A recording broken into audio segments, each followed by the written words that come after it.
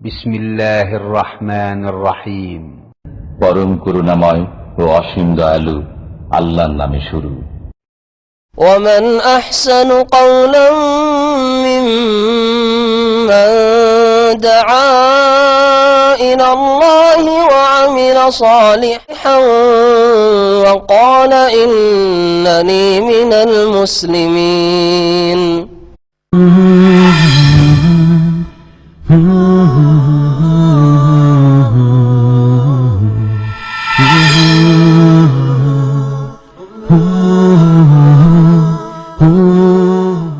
আসসালামু আলাইকুম ওয়া রাহমাতুল্লাহি ওয়া বারাকাতুহু। বিসমিল্লাহির রহমানির রহিম। আলহামদুলিল্লাহি রাব্বিল আলামিন ওয়াস সালাতু ওয়াস সালামু আলা সাইয়্যিদিল মুরসালিন নবিয়িনা মুহাম্মদ ওয়া আলা আলিহি ওয়া সাহবিহি আজমাইন। আম্মা বাদ, ফাকাদ ক্বালা আল মুআল্লিফ রাহিমাহুল্লাহু তাআলা ওয়া আন আবি বুরদা ইবনে আবি মুসা আন আবিহি রাদিয়াল্লাহু আনহুমা ক্বালা ক্বালা রাসূলুল্লাহ সাল্লাল্লাহু আলাইহি ওয়াসাল্লাম লা নিকাহা ইল্লা বিওয়ালি। রাহু আহমদ ওয়াল আরবাতু ওয়াসসাহাহু ইবনুল মাদিনী ওয়াত তিরমিযী ওয়া ইবনু হিব্বান ওয়া উইল্লা বিল ইরসাল। ওয়া রাওয়াল ইমাম আহমদ আনিল হাসান আন ইমরান ইবনুল হুসাইন মারফুআ লা নিকাহা ইল্লা বিওয়ালিইন ওয়া শাহিদাইনি। ওয়া আন আয়েশা রাদিয়াল্লাহু আনহা ক্বালাত ক্বালা রাসূলুল্লাহ সাল্লাল্লাহু আলাইহি ওয়াসাল্লাম আইয়ুমা ইমরাতিন নাকাহাত বিগাইরি ইযনি ওয়ালিহা ফানিকাহুহা বাতিলুন ফাইন দাখালা বিহা ফালাহাল মাহরু বিমাস্তাহাল্লা মিন ফারজিহা ফাইন ইস্তাজারু ফাসসুলতানু ওয়ালিয়্যু মান লা ওয়ালিয়্যা লাহ। আখরাজাহুল আরবাআতু ইল্লা আন-নাসাই ওয়া সাহাহু ইবনু আবু আওয়ানাতা ওয়া ইবনু হিব্বান ওয়াল হাকিম। মহান আল্লাহ সমস্ত প্রশংসা যে আল্লাহ পাক রব্বুল আলামিন আমাদেরকে আমাদের যারা দায়িত্বশীল নেতৃস্থানীয় ব্যক্তি, অভিভাবক, তাদের ভালো কাজের ক্ষেত্রে আনুগত্য করার নির্দেশ দান করেছেন। ইয়া আইয়ুহাল্লাযীনা আমানু আতিউল্লাহ ওয়া আতিউর রাসূল ওয়া উলিল আমরি মিনকুম। তোমরা আল্লাহকে মানো, রাসূলকে মানো এবং তোমাদের মধ্যে যারা উলিল আমর, যাদের হাতে নেতৃত্ব রয়েছে, দ্বীনি নেতৃত্ব, উলামায়ে কিরাম, কোরআন সুন্নাহর আলেম, তাদের কথা মানো। কিন্তু তাদের কথা শর্ত সাপেক্ষ মানতে হবে। রাসূলুল্লাহ সাল্লাল্লাহু আলাইহি ওয়াসাল্লামের নিয়ে আসা দিনের মুআফিক যদি হয়, অনুকূলে হয়, তাহলে মানতে হবে। তার বিপরীত হওয়াটা যদি কোনো ক্ষেত্রে স্পষ্ট হয়ে যায় তো ছেড়ে দেওয়া ফরজ। এ হচ্ছে আনুগত্য। কিন্তু আল্লাহ এবং তার রাসূলের আনুগত্য নিঃশর্তভাবে, কোনো শর্ত তার জন্য নেই। যখন বিশুদ্ধভাবে প্রমাণিত আল্লাহর কথা বা রাসূলের কথা, তখন মেনে নেওয়া প্রত্যেক মানুষের জন্য ফরজ। আর আরেক দল নেতৃস্থানীয় ব্যক্তি হচ্ছেন শাসকগণ। সে ক্ষুদ্র শাসক হোক, সীমিত ক্ষেত্রে শাসক হোক, অথবা বৃহৎ ক্ষেত্রে শাসক হোক, ইমামে আজম দেশের শাসক হোক, অথবা পরিবারের শাসক হোক, কোনো প্রতিষ্ঠানের শাসক হোক, আল্লাহ পাক আনুগত্যের নির্দেশ দিয়েছেন। তারই অন্তর্ভুক্ত মেয়েদের বিবাহের ক্ষেত্রে মেয়েরা নিজের অভিভাবক ওলির অনুমতি ছাড়া, ওলিকে না জানিয়ে, অভিভাবককে না জানিয়ে নিজেই বিয়ে বসবে না।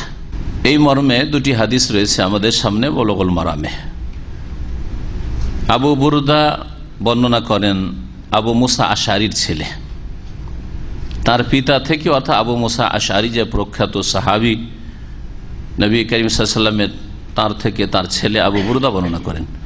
তিনি বলেন যে ক্বালা রাসূলুল্লাহ সাল্লাল্লাহু আলাইহি ওয়াসাল্লাম, রাসূলুল্লাহ সাল্লাল্লাহু আলাইহি ওয়াসাল্লাম বলেন, লা নিকাহা ইল্লা বিওয়ালিইন, কোনো বিবাহ হয় না, বিবাহের কোনো অস্তিত্ব নেই। লা নিকাহা, লা নিকাহা মওজুদ, বিবাহের কোনো অস্তিত্বই নেই, বিবাহ হয়ই না। ইল্লা বিওয়ালিইন, অভিভাবক ছাড়া। হাদিস ইমাম আহমদ মুসনাদে বর্ণনা করেছেন। ওয়াল আরবা, আরও চারজন ইমাম, হাফেজ ইবনে হাজার রহমতুল্লাহর ভাষায় চারজন বলতে তিনি ভূমিকাতে বুলুগুল মারামের যারা ভূমিকা প্রথমটা পড়বেন তাতে তিনি বলে দিয়েছেন যে আমি আরবা বলতে কোন কোন ইমামকে বুঝিয়েছি, তাদের কিতাব বুঝিয়েছি, খামসা বলতে কি বুঝিয়েছি, সিত্তা বলতে কি বুঝিয়েছি, সাবা বলতে কি বুঝিয়েছি, সালাসা বলতে কি বুঝিয়েছি, সবগুলি তিনি সেখানে স্পষ্ট করে দিয়েছেন। তাহলে এই কথাগুলি বোঝার জন্য ভূমিকাটা মনে রাখতে হবে। আরবা বলতে সোনানে আরবা, আবু দাউদ, নাসাই, তিরমিজি, ইবনে মাজাহ। তাহলে হাদিসটি সুনান আবু দাউদে রয়েছে, নাসাইতে রয়েছে, তিরমিজিতে রয়েছে, ইবনে মাজাহতে রয়েছে। ওয়াসাহাহু ইবনুল মাদিনী, ইমাম আলী ইবনুল মাদিনী ইমাম বুখারীর শিক্ষক ওস্তাদ, তিনি হাদিসটিকে সহিহ বলেছেন। ইমাম তিরমিজি হাদিসটিকে সহিহ বলেছেন। ইমাম ইবনে হিব্বান তার কিতাব যে সহিহ ইবনে হিব্বান রয়েছে তাতে তিনি হাদিসটিকে নিয়ে এসেছেন, মানে সহিহ তার কাছে। ও ইল্লা ইরসাল, আর তার মধ্যে একটি দোষ কেউ কেউ বর্ণনা করেছে, সেটি হচ্ছে মুরসাল হওয়ার হাদিস। মুরসাল, মুরসাল হালকা দুর্বলকে, দুর্বল ও তার দুর্বল হাদিসে বিভিন্ন স্তর রয়েছে, বেশি দুর্বল, মাঝারি দুর্বল, হালকা দুর্বল। সবচেয়ে হালকা দুর্বল হাদিস হচ্ছে মুরসাল হাদিস। মুরসাল কাকে বলে? কাউলুত তাবেঈ, তাবেঈ যদি বলে তাবেঈ নবী সাল্লাল্লাহু আলাইহি ওয়াসাল্লামকে পান নাই, তাহলে তিনি যে কোনো সাহাবীর কাছ থেকে হাসিল করেছেন, তাই না?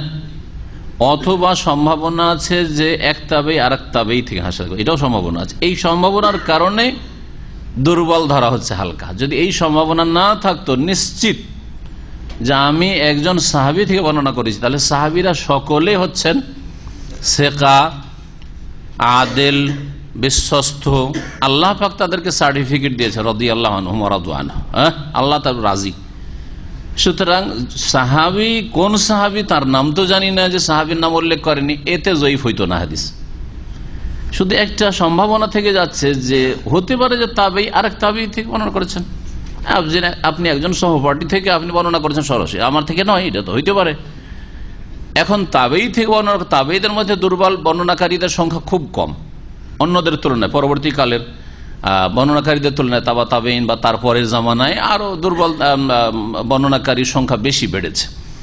তারপরেও একটা সম্ভাবনা আছে, যার ফলে হাদিসটাকে ধরা হয়েছে যে জয়ীফ, যদি তার মোতাবে বা শাহেদ সমর্থক কোন হাদিস না থাকে। এই একটা দোষ বা রোগ এই হাদিসের কেউ কেউ বর্ণনা করেছেন। পরে বলবো যে এই দোষ মুক্ত কিনা হাদিসটা, নাকি হালকা জয়ীফ বলা হবে।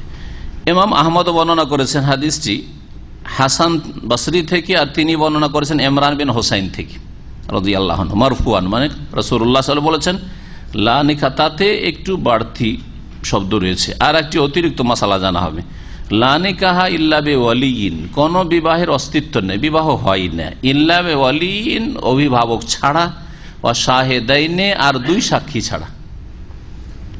ওলিও থাকতে হবে আর কমপক্ষে দুইজন সাক্ষী থাকতে হবে, যারা প্রত্যক্ষ করবে যে আমাদের সামনে বিবাহটি হইল। যদি অভিভাবক আছে আর ছেলে পাত্র আছে, আর বলল যে আমি তোমার সাথে বিয়ে দিয়ে দিলাম আমার মেয়ের বা আমার বোনের, আর সেই ছেলেটি কবুল করে নিল, কোনো সাক্ষী নেই, তাহলে বিবাহ হয় না, যদি অভিভাবক আছে। এই হাদিস সম্পর্কে ইমাম ইবনুল মুলাক্কিন তার বুখারীর একটা শারহ রয়েছে, তিনি বলছেন যে আল খোলাসা, খোলাসা নামক কিতাবে ইন্নাল বুখারী সাহাহ, ইমাম বুখারী হাদিসটিকে সহিহ বলেছেন। ওয়াহতাজ্জা বিহি ইবনে হাজম, ইমাম ইবনে হাজম আয-যাহিরি হাদিসটিকে দলিলে পেশ করেছেন। ইমাম হাকিম বলছেন কাদ সাহাতির রিওয়ায়াতু ফিহি আন যাওজাতিন নবী সাল্লাল্লাহু, নবী করিম সাল্লাল্লাহু আলাইহি সাল্লাম থেকে এই ওলি ছাড়া বিবাহ হয় না, এই হাদিসটি নবী সাল্লাল্লাহু আলাইহি সাল্লামের 3 বিবি হতে বর্ণিত, আয়েশা রাদিয়াল্লাহু আনহা থেকে, যায়েনব রাদিয়াল্লাহু আনহা থেকে, উম্মে সালমা রাদিয়াল্লাহু আনহা থেকে। তাহলে আবু মুসা আশারী ছাড়া, এই হাদিসটি ছাড়া আরো 3 নবী করিম সাল্লাল্লাহু আলাইহি সাল্লামের আজওয়াজ বিবিগণ থেকে বর্ণিত। তারপরে এই 3 জন তো নবীর বিবি, সাহাবী, সুম্মা সারাদা সালাসিনা সাহাবিয়ান কুল্লুহুম রাওয়াহু, 30 জন সাহাবীর নাম উল্লেখ করেছেন, যারা প্রত্যেকে এই হাদিসটি বর্ণনা করেছেন। এই হাদিসটি 30 জন সাহাবী বর্ণনা করেছেন, যাদের নাম এক এক করে উল্লেখ করেছেন। আল্লামা আলবানী বলছেন এই সামনের আগের ওলামাদের কথাগুলিকে সামনে রেখে যে আল হাদিস ও সাহিহুন বিলা রাইবিন, নিঃসন্দেহে হাদিসটি সহিহ, ওলি ছাড়া বিবাহ হয় না, এই হাদিসটি হচ্ছে সহিহ। ফাইন্না হাদিস আবি মুসা সাহাহ জামাত মিনাল আইম্মা, এক দল ইমামগণ আবু মুসা আশআরী হাদিসকে সহিহ বলেছেন, ওই হাদিসটিকেও সহিহ বলেছেন। কিছু লোক এই জন্য মজহুলের সেগা গ্রামারে ও ইল্লাহ, কেউ কেউ ওর মধ্যে একটা দোষ বের করেছে, যেহেতু মুরসাল আছে, তাহলে অন্যরা বের করেনি। তাহলে এক দল আইম্মা হাদিসটাকে কি বলেছেন? সহি বলেছেন। ফায়জান দাম্মা অতিরিক্ত, ধরেই নিলাম যে হাদিসটি যদি মুরসালও হয়, অল্প কিছু ইমামদের আলেমদের কথা, সেটাই ঠিক, তাহলে সমর্থক হাদিস রয়েছে। ফায়জান দাম্মা ইলাইহি মুতাবাআত মান তাবাহু, বেশ কিছু অন্যান্য বর্ণনাকারীরা, ইমামরা এই হাদিসের সমর্থক হাদিস বর্ণনা করেছেন। ওয়াবাজুস শাওয়াহিদ, মোতাবেও রয়েছে আর শাহিদও রয়েছে, দুই রকমের সমর্থক হাদিস। এর আগে মোতাবা শাওয়াহিদের পার্থক্য বর্ণনা করেছি, মানে বিভিন্ন সাহাবী থেকে বর্ণনা রয়েছে আর এক সাহাবী থেকে বিভিন্ন সূত্র দিয়ে বর্ণিত রয়েছে। আর সেগুলি আল্লাতী লাম ইয়াস্তাদআফুহা, যেগুলি এমন বড় দুর্বল নাই, বেশি দুর্বল নাই, তাহলে ফাইনাল কালবা ইয়াতমাইন্নু ইলাইহি, তাহলে মানুষ, একজন মুসলিমের মন, হৃদয় এর ওপর প্রশান্তি লাভ করে যে হাদিসটা বিশুদ্ধ সহিহ। এত সাহাবায়ে কেরাম বর্ণনা করেছেন, এই হাদিসের সমর্থক মোতাবা শাওয়াহিদ রয়েছে, সুতরাং হাদিস হচ্ছে সহিহ। এই ছিল একটি হাদিস যে ওলি ছাড়া বিবাহ হয় না। দ্বিতীয় হাদিসটা দেখি, আয়েশা রাদিয়াল্লাহু আনহা থেকে বর্ণিত। তিনি বলছেন, কালা রাসূলুল্লাহ সাল্লাল্লাহু আলাইহি ওয়াসাল্লাম, রাসূলুল্লাহ সাল্লাল্লাহু আলাইহি ওয়াসাল্লাম বলেন, আইয়ুমা ইমরাতিন নাকাহাত বিগাইরি ইজনি ওয়ালিহা, যে কোনো মহিলা, ইমরা নাকাহাত বিবাহ বসে যায়, বেগাইরে ইজনে ওয়ালিহা, তার অভিভাবকের অনুমতি ছাড়া যদি বসে যায় বিবাহ, নিজে থেকে বিয়ে করে নেই, বেরিয়ে গিয়ে কোর্টে বিয়ে করে নিল, অথবা কোনো গ্রামে বেরিয়ে চলে গেল, ছেলে অনেক সময় নিজের আত্মীয় স্বজনের বাড়ি, কোন বন্ধুর বাড়ি নিয়ে গিয়ে বসে আছে, ও গ্রামবাসী বিয়ে পড়াই দিল, সব ঘটে থাকে। বেহায়া বেপরদা পরিবারে, সমাজে। জি, বেগাইরে ইজনে ওয়ালি, বিনা অনুমতিতে যদি বিয়ে এইরকম বসে যায় কোনো মহিলা, ফানিকাহুহা বাতিলুন, তার বিবাহ হচ্ছে বাতিল। এই হাদিসে একবার উল্লেখিত হয়েছে, আরেকটি হাদিস রয়েছে ফানিকাহ বাতিলুন বাতিলুন বাতিলুন, তিনবার করে বলা হয়। এক কথায় একবার বললি যথেষ্ট, নিকাহ বাতিল। কিন্তু এই বাতিল নিকাতে এইরকম করে বিনা অভিভাবকের না জেনে এরকম কোন ছেলে বিয়ে করে নেয় আর মেয়ে বিয়ে বসে গেল, তারপরে এইরকম ওর সাথে মেলামেশা হয়ে গেছে, সহবাস হয়ে গেছে, তাহলে কি হবে? বলছেন নবী করিম সাল্লাল্লাহু আলাইহি ওয়াসাল্লাম, ফাইন দাখালা বিহা ফালাহাল মাহরু, যদি তার সাথে তার সহবাস হয়ে গিয়ে থাকে, এই অবৈধ বাতিল বিবাহ দিয়ে যদি সহবাস হয়ে গিয়ে থাকে, আর ও আগে থেকে মেলা কিছু হয়ে থাকে, তারপরে বের হওয়ার জন্য এই ঝুঁকি নেই, জানের পরোয়া করেন না, এ নিয়ে গিয়ে আমাকে মেরে দিতে পারে, তার বন্ধু বান্ধব নিয়ে ধর্ষণ করতে পারে, ষড়যন্ত্র করতে পারে, আমাকে ওই খেজুর খাওয়ার মতো, খেজুর খেয়ে আঁঠির মতো ফেলে দিতে পারে, সবকিছু এগুলো কমন সেন্সে একটা পুরুষ হোক আর নারী হোক, একটা ছেলে হোক আর মেয়ে হোক, বুঝে তারপরে এই রিস্ক নিয়ে বেরিয়ে চলে যাচ্ছে একটা ছেলের সাথে, একটি মেয়ে বা একটা মহিলা, তার মানে তার আগে মেলা কিছু তার হয়েছে। এইরকম বিবাহ, অলি ছাড়া বিবাহ করার পরে যদি সহবাস করে নিয়ে থাকে, ফালাহাল মাহরও, তাহলে ওই মহিলার জন্য মাহার আবশ্যক রয়েছে, মোহর দিতে হবে। অথচ বিয়ে হয়নি, তারপরে মোহর দিতে হবে। বেমাস্তাহাল্লা, কেন মোহর লাগবে? বেমাস্তাহাল্লা মিন ফারজিহা, কারণ তার লজ্জা স্থানকে ওই পুরুষ, ওই ছেলে হালাল করেছে, হালাল করে নিয়েছে, ব্যবহার করেছে, সুতরাং মোহর দিতে হবে। যদি মোহর নির্ধারণ করে থাকে তাহলে নির্ধারিত মোহর দিতে হবে, যেটা দেশের ভাষায় কাবিন বলছে। কালকে একবার জিজ্ঞেস করছে যে কাবিন আর মোহর কি একই জিনিস? কাবিন 5 লাখ টাকা বেঁধে দিলে তো 5 লাখ টাকা দিতে হবে। তার মানে এমন অজ্ঞতা আমাদের সমাজে রয়েছে যে ভাবছে যে 5 লাখ টাকা লিখিয়ে দিলাম, ওইটা শুধু কাবিন নামা থাকলো, ওটা দেওয়া লাগবে না। কোনটা দেওয়া লাগবে? মোহর। মানে আমি যেটা মনে ধরে রেখেছি যে আমি 50,000 দেবো আর বাকি 5 লাখ লিখবা, লিখো। হ্যাঁ, এত অজ্ঞতা। অথচ এর আগে বলেছি যে আল মুসলিমুন আলা শুরুতিহিম, নবী করিম সাল্লাল্লাহু আলাইহি ওয়াসাল্লামের হাদিস, মুসলিম তাদের বৈধ শর্তের ওপর অটল থাকবে। যদি 50 লাখ টাকাও চাই, কোটি টাকাও কেউ যদি তার মেয়েকে বিবাহ দেওয়ার বিনিময়ে চাই, তো এটা হচ্ছে জায়েজ শর্ত। ওর মেয়ের মূল্য বেশি, ওর বোনের মূল্য বেশি, চেয়েছে, ও নিজে মূল্য বেশি মনে করে, আপনার পোষাইলে কেনেন, আর না হলে কেনেন না, বিবাহ করিয়েন না, আপনি অন্য জায়গায় খুঁজেন। আমরা বিভিন্ন দোকানে যাচ্ছি, আরে এত দাম জুতার এই দোকানে নয়, চলো কোনো জায়গায় চিপ রেটে খুঁজি, এখানে একটু ভাড়া বেশি তো, অথবা যে কোনো কারণে হয় অনেক জায়গায় একই জিনিস কিন্তু এক এক জায়গায় দাম বেশি থাকে, না আমার পোষার নিলাম না, বা অথবা এই কোম্পানি নিলাম, অন্য কোম্পানিগুলো নেবো। করছি না তাহলে ভাই, যেই পরিবারে যাচ্ছেন আপনি, ওরা দিতে চায় না সস্তায় 50,000 মোহরে, তো আপনি যাবেন কেন? ছেড়ে দিয়ে টান দেন, অন্য জায়গায় খোঁজেন। বিয়ে করবেন শর্তে আপনি স্বাক্ষর করবেন, মেনে নেবেন যে 5 লাখ টাকা দেব, আর তারপরে দেবেন না, এই ধোঁকাবাজি এবং এটা মানুষের হক নষ্ট করা। কিয়ামতে জবাব দিতে হবে মানুষের, এই হচ্ছে এটি হক, জুলম বান্দার উপর। ফাইনিস, আচ্ছা যদি নির্ধারণ না করে, এই বিয়ে পড়িয়ে দিয়েছে মোহরও বাঁধেনি, এটা হইতে পারে, তাহলে মাহারে মিসল দিতে হবে। এটা হচ্ছে ফুকাহায়ে কেরামদের ইত্তিফাক, ঐক্যমত, যে যদি কোনো মেয়েকে বিবাহ করে ফেলে, বিবাহ করে নিয়েছে, যেগুলো বিবাহের জন্য শর্ত রয়েছে, রুকুন রয়েছে, গত সপ্তাহে আলোচনা করি, সবগুলি ঠিক আছে, বিবাহ করে নিয়েছে, কিন্তু মোহর নির্ধারণ করেনি, মোহর দিতে হবে। তো কি দিতে হবে সেটা? মাহারে মিসল, মানে ওই মেয়ে, যেই মেয়েটিকে বিয়ে করেছে, ওর আর বোনগুলির মোহর কেমন আছে, ওর খালা ফুফুর মোহর কেমন আছে, ওই রকম পরিবার যে গ্রামে, ওই গ্রামে আছে বা আপনার গ্রামে আছে, ওগুলোতে সাধারণত মেয়েদের মোহর কতটা আছে, ওই রকম দিতে হবে। মাহারে মিসল থেকে বলা হয়। ফাইনিস্তা জারু, যদি আপোষে ঝগড়া বেঁধে যায়, মোহর দিতে হবে, বলছে না মোহর দেবো না, ও নিজে থেকে উঠে এসছে, আমার কি দোষ, মোহর দেব না। অথবা ওলির ক্ষেত্রে ওলি নাই, আসল যে শরীয়ত সম্মত ওলি, কাছের বাপ, দাদা বা ছেলে, ভাই আসবে, যে কাকে প্রথম প্রাধান্য দিতে হবে, এই বিষয়গুলো আলোচনা করবো ইনশাআল্লাহ।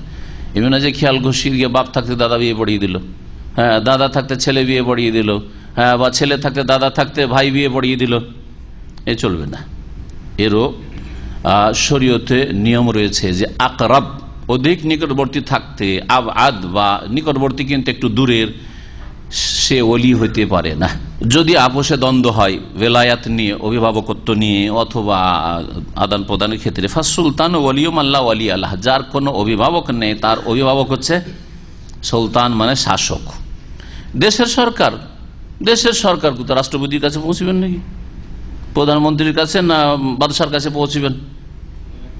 হ্যাঁ, বাদশার, যে দেশে বাদশাহী আছে, যে দেশে অন্য কোন সিস্টেম আছে, তাদের প্রতিনিধি আছে প্রতিটি ডিস্ট্রিক্টে, তাদের প্রতিনিধি আদালতে প্রতিনিধি হোক, অথবা রেজিস্ট্রেশন প্রাপ্ত কিছু কাজী হোক, যাদেরকে দিয়ে রেখেছে অনুমতি যে তোমরা বিয়ে টিয়ে পড়াইতে পারো, বিয়ে তালাক এগুলো করাতে পারো, ওরা হচ্ছে অভিভাবক, কারণ ওরা হচ্ছে সরকারের প্রতিনিধি, সেই ওলি হবে।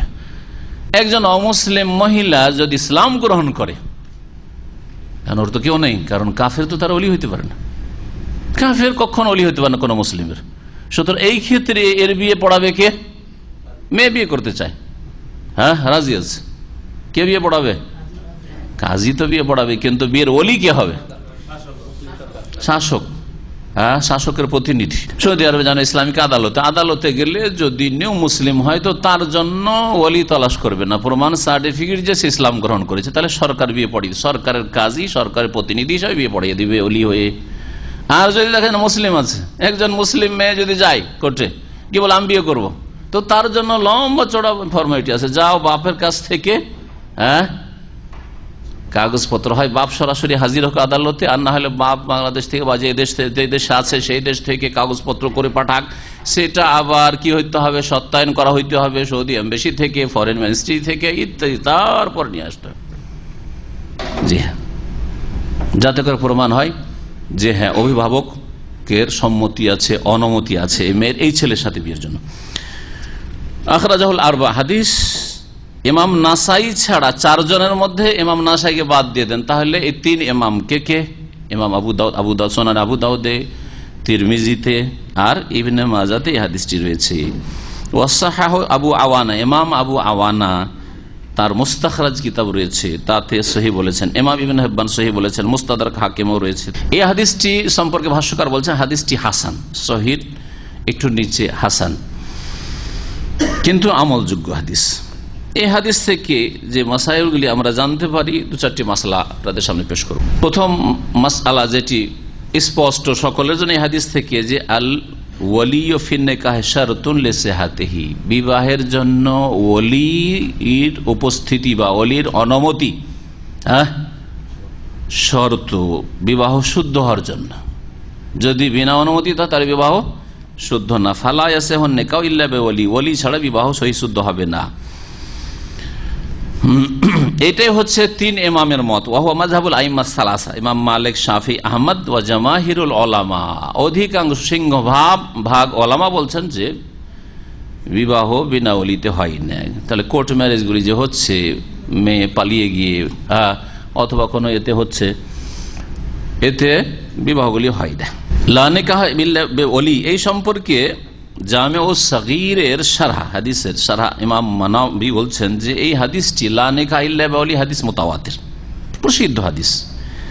আর ইমাম হাকিম এটিকে 30টি সূত্র থেকে সনদ থেকে বর্ণনা করেছেন। ওয়া আখরাজাহুল হাকিম মিন নাহওয়ি 30 ওয়াজহান। সুতরাং এই হাদিস অত্যন্ত বলিষ্ঠ, যে এত হালকা বিষয় নয় যে মেয়ে বেরিয়ে গেল, মেয়ে সাবালিকা, মেয়ে কলেজে পড়ে, মেয়ে শিক্ষিতা, বেরিয়ে গেল, বিয়ে করলো, বিয়ে হবে না। ওলি হওয়ার জন্য কি কি শর্ত? একজন যে যোগ্য ওলি হবে, কাজের যোগ্য, যাতে করে তার বেলায়াত, তার অভিভাবকত্ব স্বীকৃত হয় শরীয়তে। বলছেন যে ওলি হওয়ার জন্য প্রথম শর্ত মুকাল্লাফ হওয়া, তার ওপর শরীয়তের ভার অর্পিত হয়েছে আল্লাহর পক্ষ থেকে, অর্থাৎ সাবালক হইতে হবে। নাবালক শরীয়তের ভার আসে, নামাজ ফরজ হয়নি, সিয়াম রোজা ফরজ হয়নি, ঠিক না, হজ ফরজ হয়নি,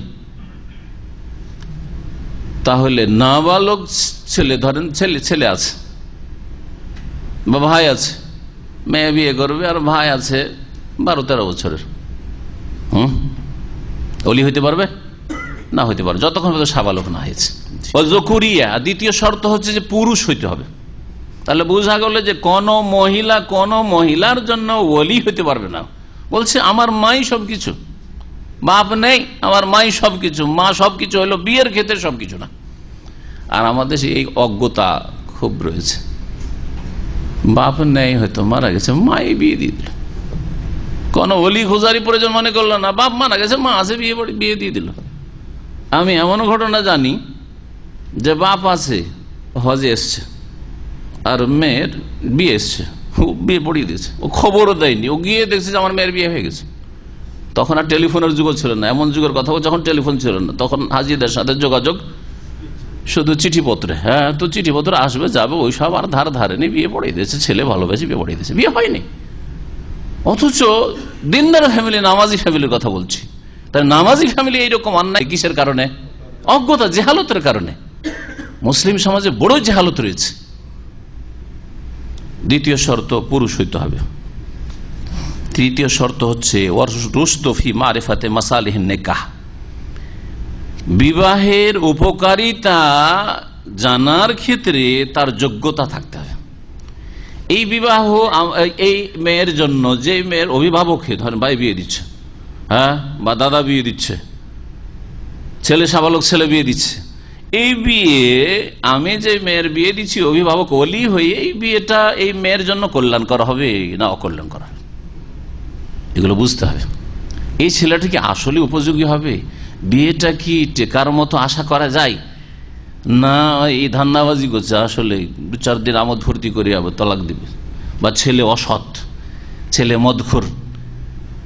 মদখোরটা তো আমার দেশে বড় দোষ। মদখোরকে কি মেয়ে বেদিনও দিতে চাই না, ঠিক না? কারণ এগুলো হচ্ছে সামাজিক অপরাধ। কিন্তু ছেলে মুশরিক, কবর পূজারি, অসুবিধা নেই, পয়সা আছে, বেনামাজি, অসুবিধা নাই, পয়সা আছে, ভালো চাকরি আছে, ইটালিতে থাকে না, আমেরিকা কানাডায় থাকে, গ্রিন কার্ড আছে, না হয় ওই সব দেশের পাসপোর্ট আছে, আউযুবিল্লাহ। তো বিবাহের মাসলা তারা বুঝে না যে মেয়ের জন্য কোনটা মঙ্গলজনক হবে। কয়টি শর্ত বললাম? 3টি। আর একটি শর্ত হচ্ছে ওয়াত্তেফাকুদ্দিন বাইনাল ওয়ালি ওয়াল মুওয়াল্লা আলাইহা, যে ওলি হবে আর যেই মেয়ের ওলি হবে, যেই ব্যক্তি অভিভাবক হবে, অভিভাবকের দিন ধর্ম আর যেই মেয়ের অভিভাবক হচ্ছে সেই মেয়ের ধর্ম দিন এক হইতে হবে। তার মানে কোন মুসলিম মেয়ের কোন কাফের মুশরিক বিবাহ দিতে পারবে। মেয়ে মুসলমান হয়ে গেছে, বলছে মুসলমান হয়েছে তো ধর্মীয় স্বাধীনতা আছে। এটা আমাদের ভারত উপমহাদেশে বুঝতে একটু অসুবিধা লাগছে, কারণ মেনে নেবে না, হয় ফিরাবে ইসলাম থেকে, ইসলাম কবুল করলে, আর না হলে মারবে, মেরে শেষ করবে, ঠিক না? কট্টরপন্থী হিন্দু জাতি, কারণ মুশরিক আর ইহুদি সবচেয়ে বড় দুশ্মন, এটা আল্লাহ কোরআনে বলেছেন, লাতাজাদান্না আশাদ্দান-নাসি আদাওয়াতান লিল্লাযিনা আমানুল ইয়াহুদ ওয়াল্লাযিনা আশরাকু।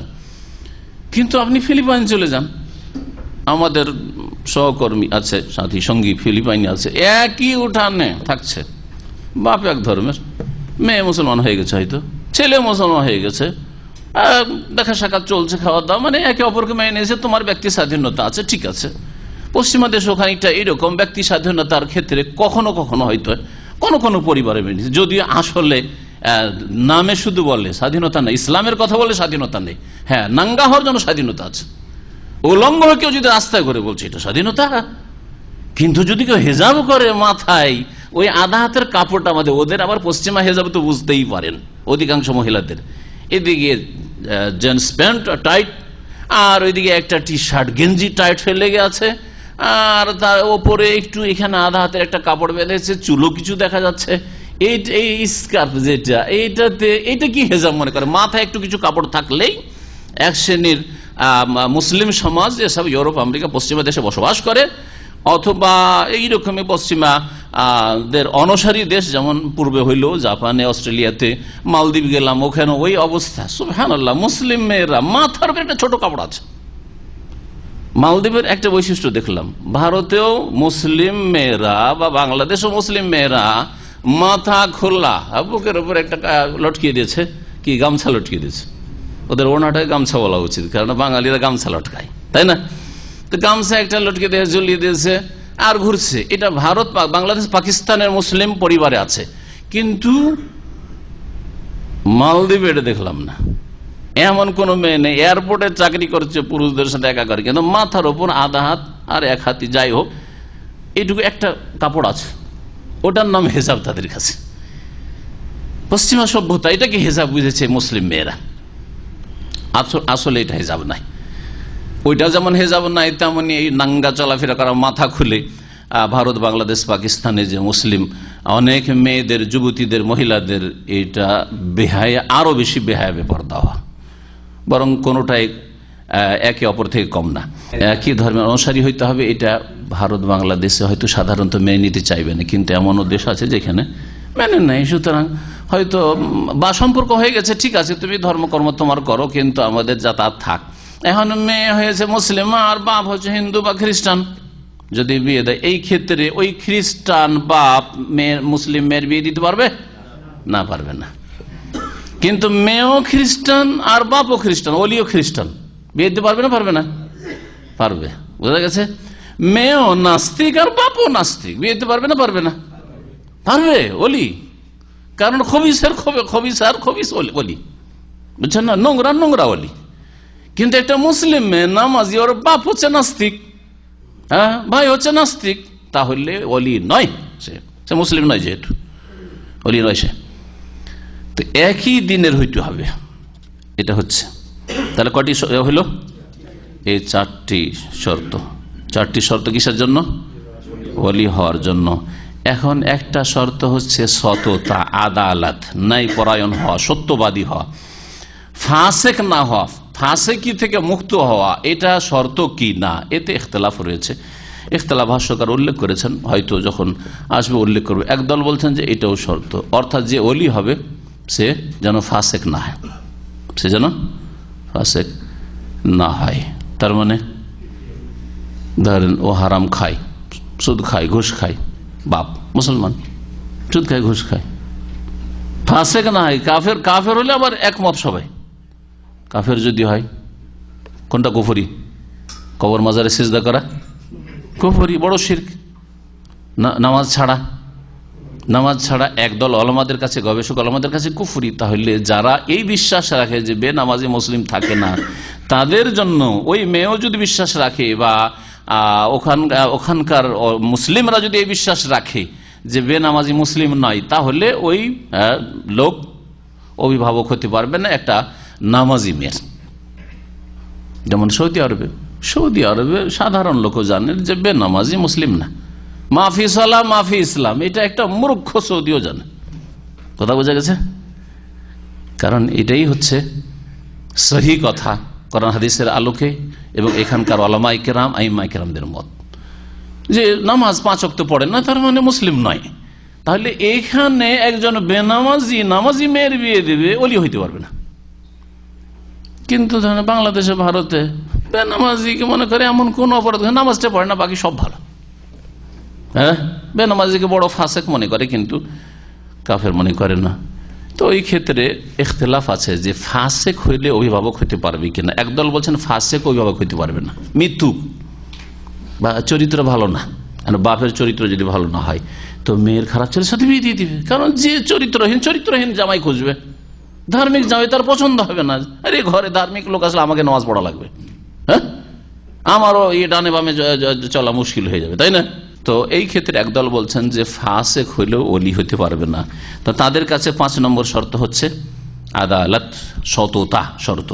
সাবালক হইতে হবে, শরীয়তের যাতে করে দায়িত্বভার তার উপরে এসে যায়। পুরুষ হইতে হবে।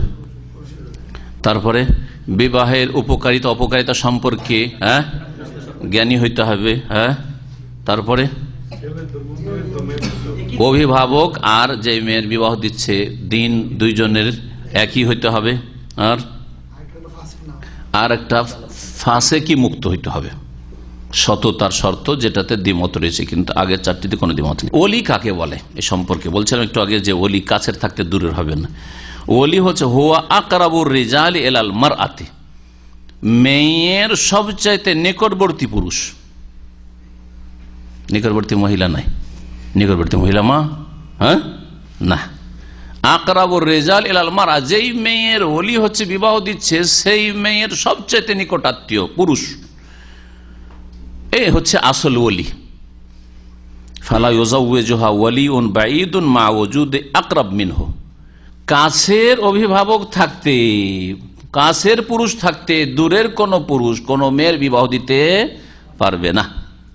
তাহলে সবচেয়ে কাছের কে? বলছেন আকরাবুহুম আবুহা, সবচেয়ে নিকটবর্তী হচ্ছে মেয়ের বাবা। সুম্মা জাদ্দুহা মিনাল আব, তারপরে হচ্ছে তার দাদা, মানে যেটা আমাদের দেশে দাদা বলি, আরবিতে জাদ শব্দটি দাদার ক্ষেত্রে বলা হয় আর নানার ক্ষেত্রে বলা হয়। এখন দাদাও বেঁচে আছে, নানা বেঁচে আছে, কে বিয়ে দেওয়ার বেশি অধিকার রাখে? বলছে জাদ্দুহা মিনাল, বাপের পক্ষ থেকে যে জাদ, অর্থাৎ যাকে দাদা বলা হয়, নানা নয়। নানা যদি ঝগড়া বাঁধায়, আমি বিয়ে দেবো আমার নাতিনির, না, তার হক নেই। ওয়াইন আলা, দাদা নাই কিন্তু দাদার বাপ বেঁচে আছে, দাদার জায়গা নেবে। জি, দাদার পরে দাদার বাপ, দাদার বাপের পর হইতে পারে যে কেউ 100-150 বছর বেঁচে আছে, কিন্তু 50 বছরে মারা গেছে, তার বাপ মারা গেছে, দাদা মারা গেছে, হইতে পারে না। জি, শরীয়তে সকলের জন্য। সুতরাং এই বিষয়টি স্পষ্ট হতে, ওয়াইন আলা, যতই ওপরে চলে যাক না কেন, কিন্তু ওই যে দাদার ওপর দিকে যাচ্ছে, দাদার বাপ, দাদার বাপের বাপ, এই করে যাচ্ছে, সুতরাং ও ওলি, বেঁচে থাকলে ওলি, কাছেটা না থাকতে। এটা হলো 2 নম্বর হয়েছে। 3 নম্বর সুম্মা ইবনুহা, তারপরে যেই মহিলার বিবাহ হচ্ছে তার ছেলে সন্তান, ছেলে সন্তান, মেয়ে সন্তান নয়, ছেলে সন্তান। ছেলে মায়ের বিয়ে দিতে পারে, এটা যেহেতু আমাদের সমাজে দেখা যায় না। হ্যাঁ, কারণ এইরকম ছেলে সাবালক হলে মাকে বিয়ে করতে দিবে না। মায়ের কোন উঠেছে রে বাপরে বাপ, মা বিয়ে করবে আর ছেলে বিয়ে দিবে, ছেলের জন্য লজ্জাকার বিষয়, কুসংস্কার এগুলো আমাদের, কুসংস্কার। শরীয়তে আছে। নবী করিম সাল্লাল্লাহু আলাইহি ওয়াসাল্লামের এক সাহাবী, আমি ওইটা পড়ে আসিনি, কিন্তু এক সাহাবী বলছেন আমি সাবালক ছেলে, আমার মায়ের বিবাহ বসবে, আমি মায়ের বিবাহ দিয়েছি ওলি হয়ে। জি হ্যাঁ, সহিহ হাদিস। 3 নম্বরে তাহলে ছেলে মায়ের বিয়ে দিবে ওলি হয়ে, ছেলে। তাহলে ভাইয়ের আগে ছেলের হক। ওয়াইন নাজালা, যতই নেমে যাক, ছেলে নাই কিন্তু ছেলের ছেলে, ছেলের ছেলে, যেটা আমাদের ভাষায় পোতা, নাতি না, নাতি দূরের, মানে মেয়ের ঘরেরটা না, ছেলের ঘরের নাতি, যারা নাতি সবটাকে নাতি বলেন তারা, কিন্তু গোপালগঞ্জের লোকেরা ভালো, মাশাআল্লাহ, ওরা আবার পোতা বলে। পোতার নাতিতে পার্থক্য হয়ে যায়, বোঝা যায়, বুঝছেন? আবার পোতাটা আপনাদের বুঝে অভ্যাস নেই, সেজন্য বুঝে। গোপালগঞ্জের লোক বুঝছেন না, মানে ছেলের ছেলে, ছেলের ঘরের ছেলে যদি হয় তো ওটা হচ্ছে পোতা, আর মেয়ের ঘরের ছেলে যদি হয় তো সেটা হচ্ছে নাতি। জি জি, এটা হচ্ছে আমাদের রাজশাহী, মালদহ এই এলাকার ভাষা, আবার গোপালগঞ্জের সাথে মিলছে। আমাদের দাওয়াতি কাজ করে কোন এলাকার কোন ভাষা আছে আমাদের অনেক নলেজ হয়ে যায়, তাই না? কারণ মাসলা জিজ্ঞেস করে যে আমার এক নাতির এই সমস্যা, কোন নাতি, বুঝতে হয় আমাদেরকে। জি হ্যাঁ, বাপ, তারপরে দাদা, ছেলে, হ্যাঁ, ছেলে ও একসাথে, ছেলে যত নিচে চলে যাক একটার মধ্যে ছেলে, ছেলের ছেলে, ছেলের ছেলের ছেলে, সব ওই ছেলের অন্তর্ভুক্ত। এই জন্য যেমন ছেলে বিয়ে করতে পারে না নিজের মাকে, তেমন ছেলের ছেলের ছেলে বলছে না আমার তো দূরে দাদি, দাদির সাথে রহস্য মজাক করে আমাদের বেকুব সমাজে, মূর্খ সমাজে। ওই রকমই হারাম দাদি নানি, ওই রকমই হারাম যেমন নিজের মা হারাম। জি, উম্মাহাত হুকুমের মধ্যে শামিল। উম্মাহাত শুধু নিজের মা নাই, বাপের মা, মায়ের মা, ওরাও মা। জি, উম্মাহাত কোরআনের ভাষায়। জি, তিনটা হলো আল্লাহ কাওফাল আকরাব, যত কাছের হবে তাকে অগ্রাধিকার দেওয়া হবে। তারপরে 4 নম্বরে হবে সুম্মা শাকিকুহা, তারপরে আপন ভাই, মেয়ের আপন ভাই কি হবে? ওলি হবে। কারণ ভাই 3 রকমের আছে। ভাই কত রকমের? আমাদের দেশে এত রকমের ভাই না, ইসলামে 3 রকমের ভাই আছে। আমাদের দেশে তো খালাতো ভাই, ফুফাতো ভাই, মামাতো ভাই, চাচতো ভাই, চাস্তোর চাস্তো ভাই, ভাইয়ের শেষ নাই। এগুলো ভাই ভাই না, এগুলো ভাই এমনি বংশ বা আত্মীয়তা এদের সাথে আছে, কিন্তু শরীয়তে হালাল হারামের ক্ষেত্রে, বিবাহের ক্ষেত্রে এরা ভাই নয়। আমি যেটা বলছি ওই ভাই নয় এটা। তো শরীয়তে হালাল হারামের ক্ষেত্রে সম্পর্কিত ভাই হচ্ছে 3 রকম, আর 3-এর সাথে আর একটা লাগানো দিয়ে 4 করা যেতে পারে। তা হচ্ছে আপন ভাই, বাপ মা 2 দিক থেকে শরিক, বাপ মা এক, আপন ভাই যেটাকে আমরা বলি, শাকিক বলা আরবিতে। 2 নম্বরে হচ্ছে বাপ শরিক, বাপের শরিক মা 2, হ্যাঁ,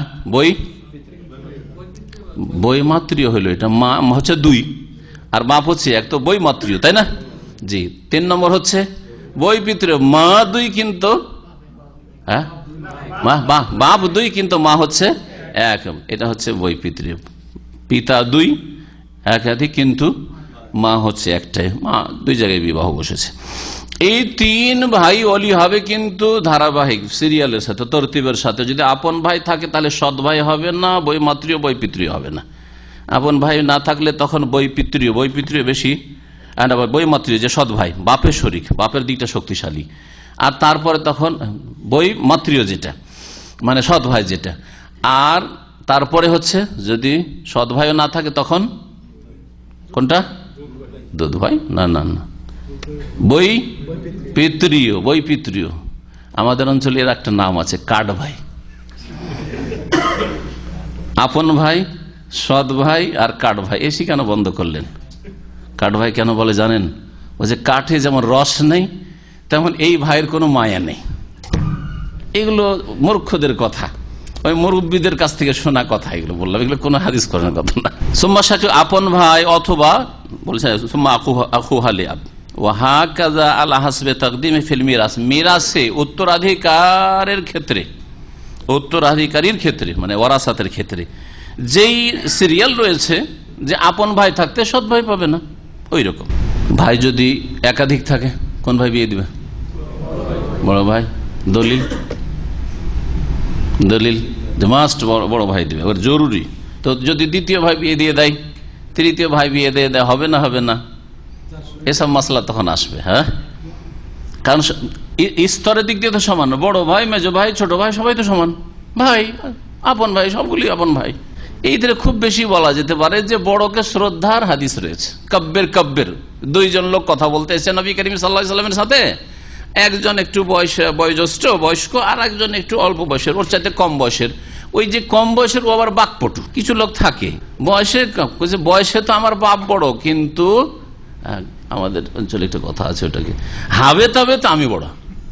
হাবে তবে মানে বেশি কথা বলায় আর কি, হাবে তবে বাকপটু হয় আর কি। জি, তো ওই রকম ব্যাপার আছে। তো ওই লোক যে বয়স কম, ও একটা ঘটনা নিয়ে, একটা খুনের ঘটনা, ইহুদিরা খুন করেছিল এক মুসলিমকে, ঘটনা নিয়ে 2 ভাই এসছে, এক ভাই ছোট, এক ভাই বড়। ছোট ভাই বেশি কথা বলা শুরু করেছে।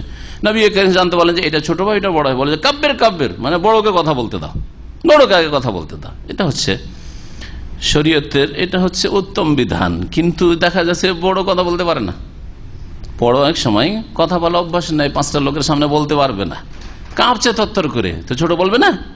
এখন মাসলা দেখেন, বলছে ইজা যাওয়াজাল মারআতাল ওয়ালিউল আবআদ মা ওজুদিল আকরা ফাখতালাফাল উলামা, কাছের ওলি অভিভাবক থাকতে দূরের ওলি যদি বিবাহ দিয়ে দেয়, যেমন বাপ আছে, দাদা বিয়ে দিয়ে বসে আছে, এক জায়গায় কথা পাকা করে বিয়ে দিয়ে দিয়েছে, বাপ নাই হয়তো বাইরে বিদেশে চাকরি করে, দাদা বিয়ে দিয়ে দিচ্ছে, হ্যাঁ, মেয়ের বাপ বলছেন না আমি এই বিয়েতে রাজি না, সমস্যা। বড় ছেলে বিয়ে দিয়ে বসে আছে, বাপ আছে। ফাখতালাফাল উলামা, এই বিয়ে হবে কি হবে না, অনুমতি দিলে হবে কি না, না একবারে বিয়ে বাতিল হবে, ওলামাদের ইখতিলাফ রয়েছে। ফাবাদহুম কাল আন নিকাহ মাফসুখুন, কিছু ওলামারা বলেছেন নেকাহ এই বিবাহ বিচ্ছেদ, ফাস মানে বিচ্ছেদ করতে হবে।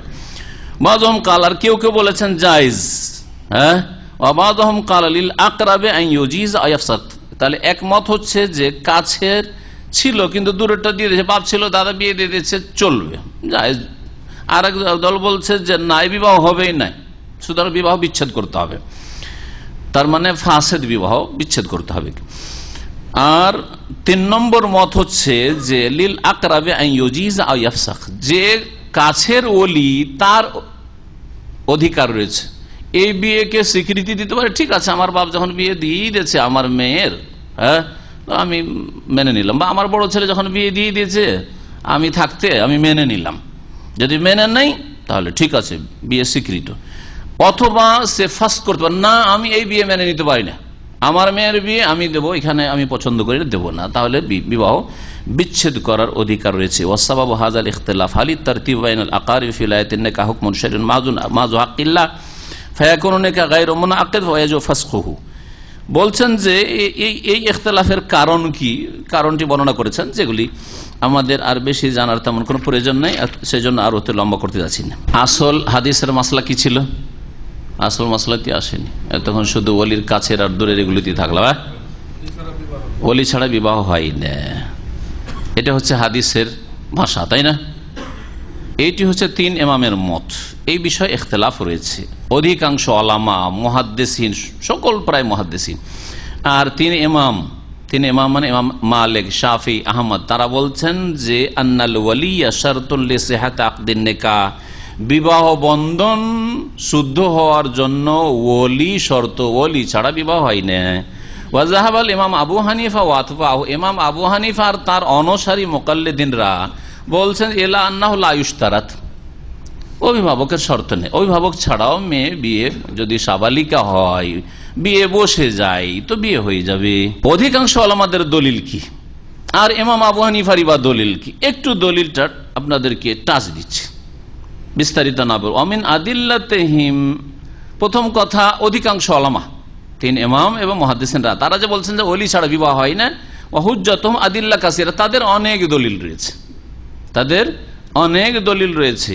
ওয়াহিয়া মাসআলাতুন খিলাফিয়াতুন ফিল, এই মাসলায় ইখতিলাফ রয়েছে। আর আবু হানিফা এবং তার অনুসারী যা মুকাল্লিদিন, তাদের দলিল হচ্ছে কিয়াসুন নিকাহি আলাল বাই ফাইন্না লিল মারআতি আন তাস্তাগিল্লা ওয়া তাবিয়া মা তাশাউ মিন মালিহা, বলছে তারা কিয়াস করেছে, তো কিয়াস করলো হাদিস থাকা সত্ত্বেও, তার মানে আমরা কোনো খারাপ ধারণা ইমামদের সম্পর্কে রাখবো না। হয়তো লা নিকাহ ইল্লা বিওয়ালিয়িনের হাদিস পৌঁছেনি সেই জামায় নাই, 80 হিজরিতে তার জন্ম, 20 বছর তো একটা সাধারণ একটা আলেম হইতেই লাগে, তাহলে 100 হিজরি থেকে 150 পর্যন্ত, 150 হিজরিতে ইমাম আবু হানিফার ইন্তেকাল, হয়তো সেই যুগে হাদিসের এই চর্চা হয়নি, বুখারীও লেখা হয়নি, মুসলিম কোনো হাদিসের কিতাব লেখা হয়নি, আর এই হাদিসের সফরগুলো শুনে হাদিস পৌঁছেনি। কিন্তু মাসলা বলতে হবে, জনসাধারণকে ফতোয়া দিতে হবে, তখন তিনি ইজতিহাদ করতে গিয়ে কিয়াস করেছেন, কিয়াসের আশ্রয় নিয়েছেন, যুক্তির আশ্রয় নিয়েছেন। কিয়াস মানে যুক্তির আশ্রয় নেওয়া, সাধারণভাবে বোঝানোর জন্য। কিয়াস একটি অস্পষ্ট মাসলা, দলিল পাচ্ছি না, ক্লিয়ার দলিল পাচ্ছি না, আর একটা এই ধরনের এর মতোই মাসলা, তাতে স্পষ্ট দলিল আছে, তখন যেটার স্পষ্ট দলিল আছে ওই মত বা ওই ফতোয়ার ওপর কিয়াস করছি, যেটার অস্পষ্ট দলিল বা দলিল পাচ্ছি না সেটাকে, যেটা দলিল খুঁজে পাচ্ছি না সেটাকে কিয়াস করবো কিসের ওপর? এমন একটা মাসলার উপর যেই মাসলার দলিল প্রমাণ আমাদের কাছে আছে, এটা হচ্ছে কিয়াস। তো সেই যুগে হয়তো হাদিস ছিল না, অবশ্যই হাদিস যদি সহিহ সনদে পৌঁছে আর হাদিস যদি পেয়ে যান তো হাদিস অস্বীকার কখনো করবেন ইমাম আবু হানিফা রাহমাতুল্লাহ আলাইহি, এটা হচ্ছে আমাদের ভালো ধারণা। কিন্তু কিয়াসের আশায় কেন নিলেন? হয়তো হাদিস পৌঁছেনি।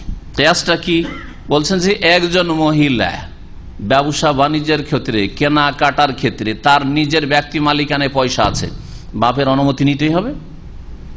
বলেন, বাপের টাকা নেই নিশু, মেয়ে চাকরি করে, হ্যাঁ মেয়ে চাকরি করে, অথবা মেয়ের বিজনেস আছে আর বিজনেসে ভালো ইনকাম করে, কেনাকাটা করবে, প্রত্যেকটার ক্ষেত্রে বাপের অনুমতি নিতে হবে যে এটা কিনবো কিনা, এটা বেচবো কিনা, এটা কিনবো কিনা, বেচবো কিনা। হ্যাঁ, এটা কেউ বলে না।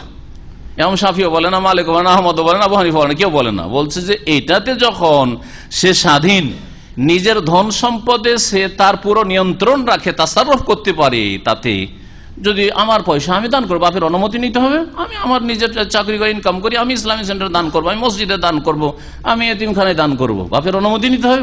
না দিতে হবে না, না প্রয়োজন নেই, কারণ বাপের পয়সা দান করছে না। বাপের পয়সা দান করলে তখন অনুমতি আবশ্যক। তো বলছে যখন ব্যবসার ক্ষেত্রে অথবা কেনা বেচার ক্ষেত্রে মহিলার নিজের ক্ষমতা আছে, শারঈ ক্ষমতা মানে তার বৈধতা আছে, ঠিক তেমনি ফাকাযালিকা লাহা আন তুযাওয়াজা নাফসাহা, এইরকমই নিজের বিবাহের ক্ষেত্রে নিজের মালিক সাবালিকা মহিলা নিজের বিয়ে নিজে দিয়ে দিতে পারে, অর্থাৎ নিজেই ওলিকে না জিজ্ঞেস করে তার অনুমতি না নিয়ে বিয়ে বসে যেতে পারে। এটা হচ্ছে কিয়াসের দলিল, কিয়াস যুক্তি। মনে রাখবেন, কোরআন এবং হাদিসের দলিল থাকা সত্ত্বেও কারো জন্য যুক্তি দাঁড় করা জায়েজ নয়। জেনে শুনে কেউ যদি কোরআনের দলিল, রসুলের হাদিসের দলিল সামনে যুক্তি পেশ করে, সে হক পথে নেই, সে গোমরাহ, এতে কোন সন্দেহ নেই। আর এই ভুল ধারণা থেকে বাঁচাবার জন্য বললাম যে ইমাম সাহেবের কাছে হতে পারে হাদিস পৌঁছেনি, যার ফলে তিনি কিয়াসের আশ্রয় নিয়েছেন, নাহলে হাদিস থাকবে আর যুক্তির আশ্রয় নেবে না। বরং ইমাম আবু হানিফার কাছে জয়ীফ হাদিস কিয়াসের ওপর প্রাধান্যযোগ্য। তাহলে তিনি সহি হাদিস পেলে কি করে ছাড়তে পারেন? বোঝা গেছে, হাদিসের গুরুত্ব তার কাছে ছিল, কিন্তু জানলে তো, পৌঁছিলে তো। আমি একটা দলিলই জানি না, সুতরাং দলিল জানি না সেজন্য ভুল করলে তো আমার তো দোষ নাই, চেষ্টা করেছি দলিল খুঁজার, পাই নাই। তারপরে এই যুক্তির অধিকাংশ ওলামারা জবাব দিয়েছে ইন্নাহু কিয়াসুন ফাসিদুন, এই হচ্ছে কিয়াস, ভ্রান্ত কিয়াস, ভুল কিয়াস, লে সালাসাতি ওমর, তিনটি কারণে। ওই সব প্রথম কারণ হচ্ছে ইন্নাহু কিয়াসুন ফি মুকাবালাতিন নাস, দলিল হাদিস থাকতে আপনি যুক্তি পেশ করবেন, সুতরাং এই কিয়াস কোনো মূল্য রাখে না। বরং এই কিয়াস সম্পর্কে বলা হয়েছে যে প্রথম যুক্তি কে দাঁড় করেছিল? আল্লাহ বলেন উসজুদু লি আদম, এটা হচ্ছে শরীয়ত দলিল, কাকে সিজদা করতে হবে? আদমকে। আর জিন কি বলল? ইবলিস, যে আমি তার চাইতে সিনিয়র বেশি, আনা খায়রুম মিনহু, ওকে মাটি দিয়ে পয়দা করা হয়েছে আদমকে, আর আমাকে আগুন দিয়ে, আগুন ওপরে যায়, মাটি নিচে নামে, এটা ঢিল ছড়ে নিচে আসবে, আমি কেন সিজদা করবো, আমি কেন ঝুঁকবো, সে ঝুঁকুক। যুক্তি তো কোরআন এবং হাদিসের বিরুদ্ধে কেউ যদি জেনে শুনে কিয়াস পেশ করে, তো এটা হচ্ছে আউয়ালু মান কাসা ইবলিস। আর যদি না জেনে করে তো বেচারা মাজুর, না জেনে দলিল পৌঁছেনি, যুক্তির আশ্রয় নিয়েছে, কিয়াসের আশ্রয় নিয়েছে, তার হক আছে নেওয়ার। কিন্তু তারটা যখন ভুল, তখন ভুল ছেড়ে দাও আমাদের জন্য ফরজ।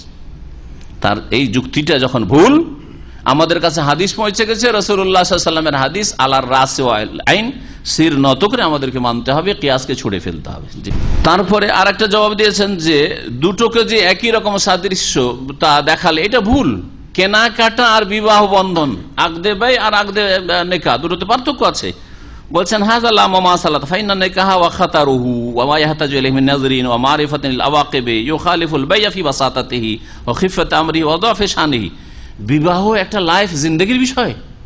60, 70, 80 বছর কি 100 বছরই বাঁচবে, এর সাথে সংসার করতে হবে?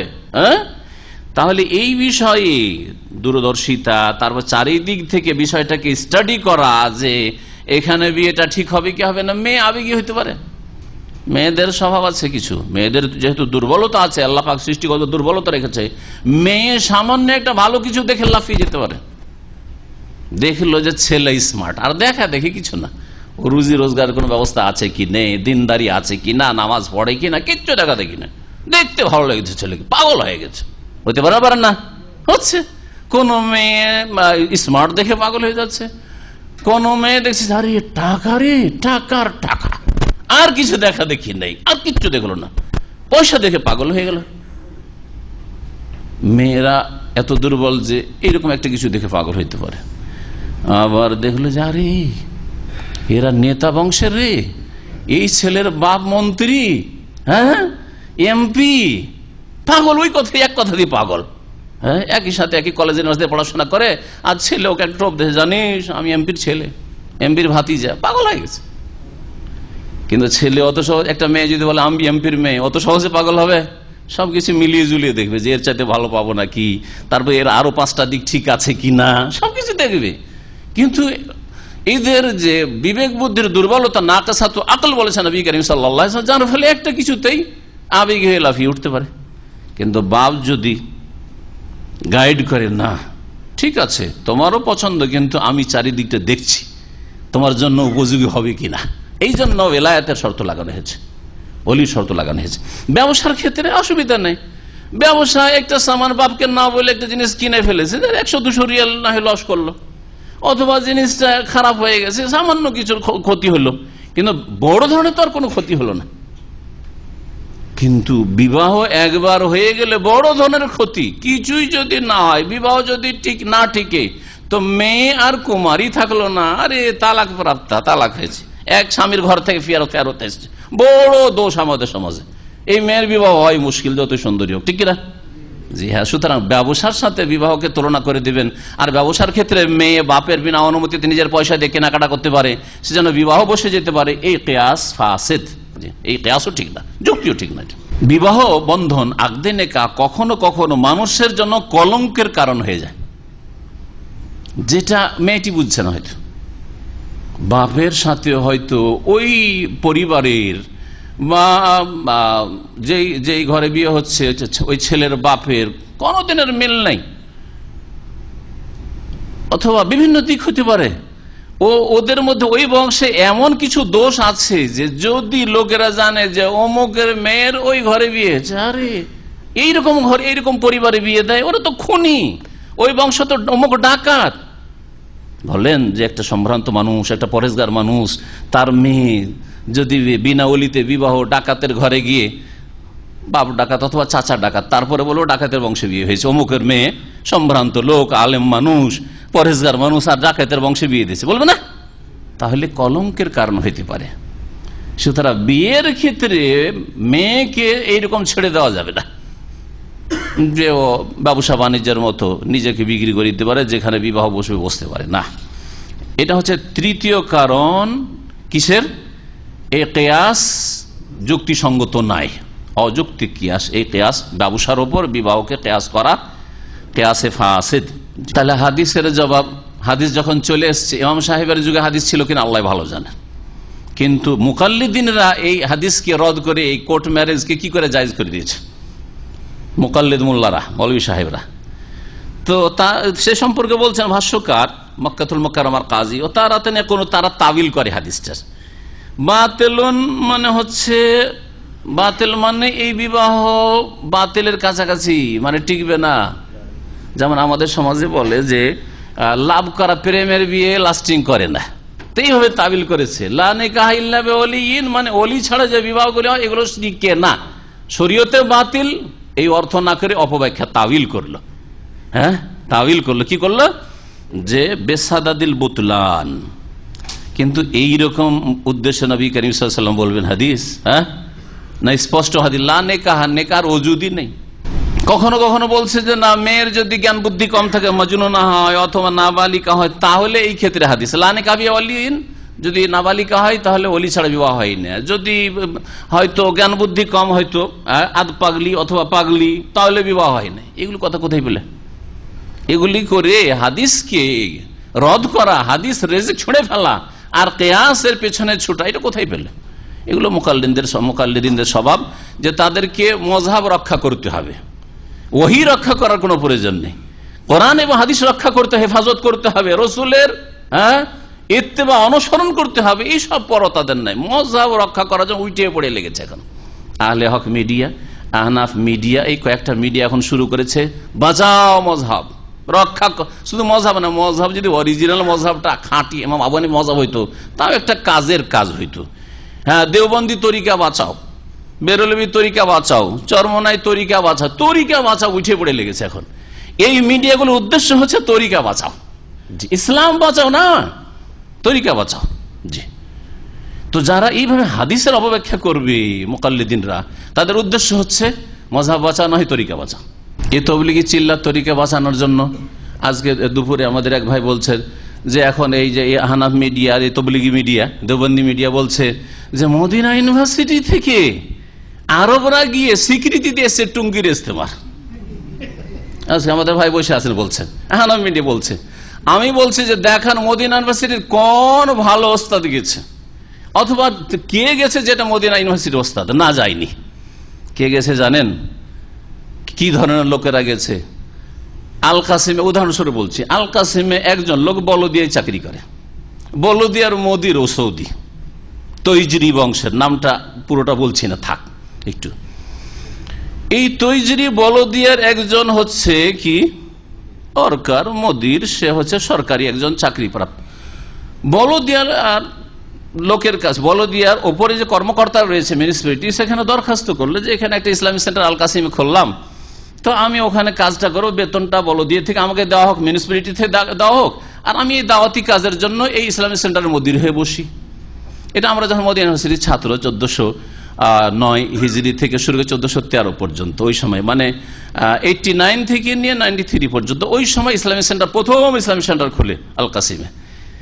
যাতে করে বুঝতে পারেন আপনারা যে কোন ধরনের সৌদি অথবা আরবি এই বেদাতি চিল্লাতে যায় বা তবলিগে যায় বা ইজতেমাতে যায়। এই লোক, তার শরীয়তের কোনো জ্ঞান নাই, না মদিনা ইউনিভার্সিটির সার্টিফিকেট তার কাছে, না রিয়াজ জামিয়াতুল ইমাম ইসলামিক ইউনিভার্সিটির সার্টিফিকেট, কোন ইসলামিক ইউনিভার্সিটির কোন সার্টিফিকেট না, না বড় শাইখদের সাহেবিন বাজ ইবনে উসাইমিন, বড় বড় ওলামাদের শাগরিদ, না কারো কাছে, ভালো আলেম কাছে লেখাপড়া করেনি। কিন্তু লোকটার মধ্যে ধার্মিকতা আছে, আল্লাহ ভীরুতা আছে, লোকজনকে দাওয়াত দেবো, মুসলিমকে মুসলিম বানাবো, আর এই যে মুসলিমরা গুনাহগার হয়ে রয়েছে, এই দেশে আসছে, ইসলামের সহি দাওয়াত পৌঁছান, একটু দাওয়াত দেবো, এই নিয়ে ইসলামিক সেন্টার খুললো এই তৈজরি। দীর্ঘদিন 10-15 বছর থাকলো। এতে করতো কি, প্রতি বছর সে এই রকমের এই যে তবলিগীদের ইজতেমাগুলিতে যেত। এক বছর চলে গেল আপনার পাকিস্তানে যেটা রায়ওয়ান্ডে তাদের বিশ্ব ইজতেমা হয়, ওখানে চলে গেল। আর এক বছর টঙ্গিতে চলে গেল। এক বছর কোথায় নাকি আফ্রিকাতেও গিয়েছে। এগুলি তার কাজ ছিল। দীর্ঘদিন এই ইসলামিক সেন্টারের মদির থেকে এইসব কাজ করেছে। আর তারপরে তখন বেশ কিছু কোরআন সুন্নাহর ওলামারা যখন ধর্ম মন্ত্রণালয়ে লিখলেন যে এই লোক এখানকার কর্মকর্তা মুদির ইসলামিক সেন্টারের, আর এই তবলিগি চিল্লাতে যায়, সমর্থন করে, তারপরে তাকে সেখান থেকে বহিষ্কার করা হয়েছে। আজকে থেকে 15 বছর আগেই মনে হয় কি তার একটু কম বেশি ওকে ইসলামিক সেন্টার থেকে একেবারে আউট করে দেওয়া হয়েছে। জি হ্যাঁ। তো এইরকম যদি একজন যায়, অথবা কাতার থেকে, কাতারে তবলিগি এলেম তো শরীয়তের নেই তেমন ওই সব দেশে, আর কিছু হয়তো ধার্মিকতা আছে, দাঁড়িয়ে আছে, পরেশগারি আছে, আর এদের আখলাক নমনীয়তা তাদের দলিল লোকের সাথে, আবার সবার সাথে না। যদি আপনাকে জানে যে আপনি ওদের তরিকা পছন্দ করেন, তো সালামও দেবে না, দেখবেও না আপনার দিকে, পরীক্ষিত। কিন্তু যদি ওদের তরিকার হন, আর যদি আরব যায়, তো জি হুজুরিও অনেকে পছন্দ করে, আবার জি হুজুরিও পছন্দ করে। ওরা কি করে, তাহাজ্জুদে উঠাবে, এই উঠেন উঠেন করে উঠাবে না। তাহাজ্জুদে যদি উঠায় তো কেমন করে উঠায়? চিল্লাই গেছেন কেউ জানেন কেমন করে? হ্যাঁ, না না বলেন, যারা গেছেন জানেন, পা টিপতে লাগবে। আমার এক সম্বন্ধী দুষ্ট ছিল খানিকটা, তালবিল ইলম জামানে থেকে, আমার আপন সম্বন্ধী, দুষ্ট। তো আব্দুল মাজিদ আলাবির ভাই, তো একবার ওই মাদ্রাসা পড়াকালে মনে হয় ওই দেবন্দীদের মাদ্রাসায় পড়তো, তবলিগে নিয়ে গেছে 3 দিনের জন্য। এক মাদ্রাসা থেকে আরেক জায়গায় নিয়ে যায়। তো নিয়ে গেছে, নিয়ে যাওয়ার পরে শুয়ে আছে, ও বদমাইশি করে শুয়ে আছে, আজকে খুব টিপুক আমার পা। ঘরের ঘটনা বলছে, সত্য ঘটনা, এইগুলো হয়। বলছে এসে খুব পা টিপতে শুরু করলো, আর পা টিপছে, আর ওরা গল্প করছে যাতে আমি উঠে যাই। আমি কিন্তু এই দিক থেকে কাত হই, ওই দিকে হই, একবার এইদিকে হই, কিন্তু উঠি না। যখন অনেকক্ষণ টিপাটাপি হয়ে গেছে আর জামাত শুরু, তখন আমি উঠলাম তখন। তো যদি যারা জি হুজুরি পছন্দ করে, আপনারা জানেন যে মোদিররা কত জি হুজুরি পছন্দ করে, এই ধরনের লোকেরা, তো এক শ্রেণীর লোক খুব পছন্দ করে এগুলো, হ্যাঁ, পিছনে পিছনে ঘোরা, জি হুজুরি, তো সামু, তারপর হাত পা টিপা, এইসব পছন্দ করে। আমাদের সে মৌলবি সাহেব মাদ্রাসার শিক্ষকরা কি নিজের ছেলের কাছে জীবনে হাত পা টিপে নেবে না। ওর ছেলে যদি অন্য কোনো টিচারে টিপে তো বরদাস্ত করবে না, কিন্তু মুসলিম সমাজের ছেলেদের হাত পা টিপার খেদমতে অধিকাংশ সময়টা লাগিয়ে রাখে। মাদ্রাসার যে অবস্থা, মাদ্রাসায় না পড়লে বুঝতে পারবেন না। আল্লাহ হেফাজত করে এইসব থেকে। একদিন আমাকে জোহর পরে খেয়ে দিয়ে ঘুম আসছে, ওই সময় টিপতে লাগিয়েছে, হাতগুলো টিপতে টিপতে। আর বয়স মাত্র 12 বছর অথবা 13 বছর হবে, 13 বছর বয়স হবে। সেই সময় তো ঘুম আর ঘুম। আমার ছেলে 13, 14, 16, 15 এমামতি করে, এখন ঘুমায় না। জিজ্ঞেস করছি এমামতি তো ঘুম আসে না? বলছেন না, ঘুম আসে না। মনে হয় ঘুমো, তুমি সালাম ফেরার পরে ঘুমো। বলছেন না, ঘুমাই না। এখন কি আর ঘুম আসে? কিন্তু ওকে অনেক চেষ্টা করেছে, পাশে বসে নামাজ পড়েছে, সালাম ফেরার সাথেই চলছে ঘুম, এই চলছে ঘুম। তো কথা বুঝছেন তো, জোহর পরে ঘুমাবার সময় সকালবেলা জোহর পর্যন্ত লেখাপড়া করেছি, খেয়ে দিয়ে পেটটা ভরে গেছে, একটু ঘুমাবো, ওই সময় বলছি একটু আমার হাতটা টিপো।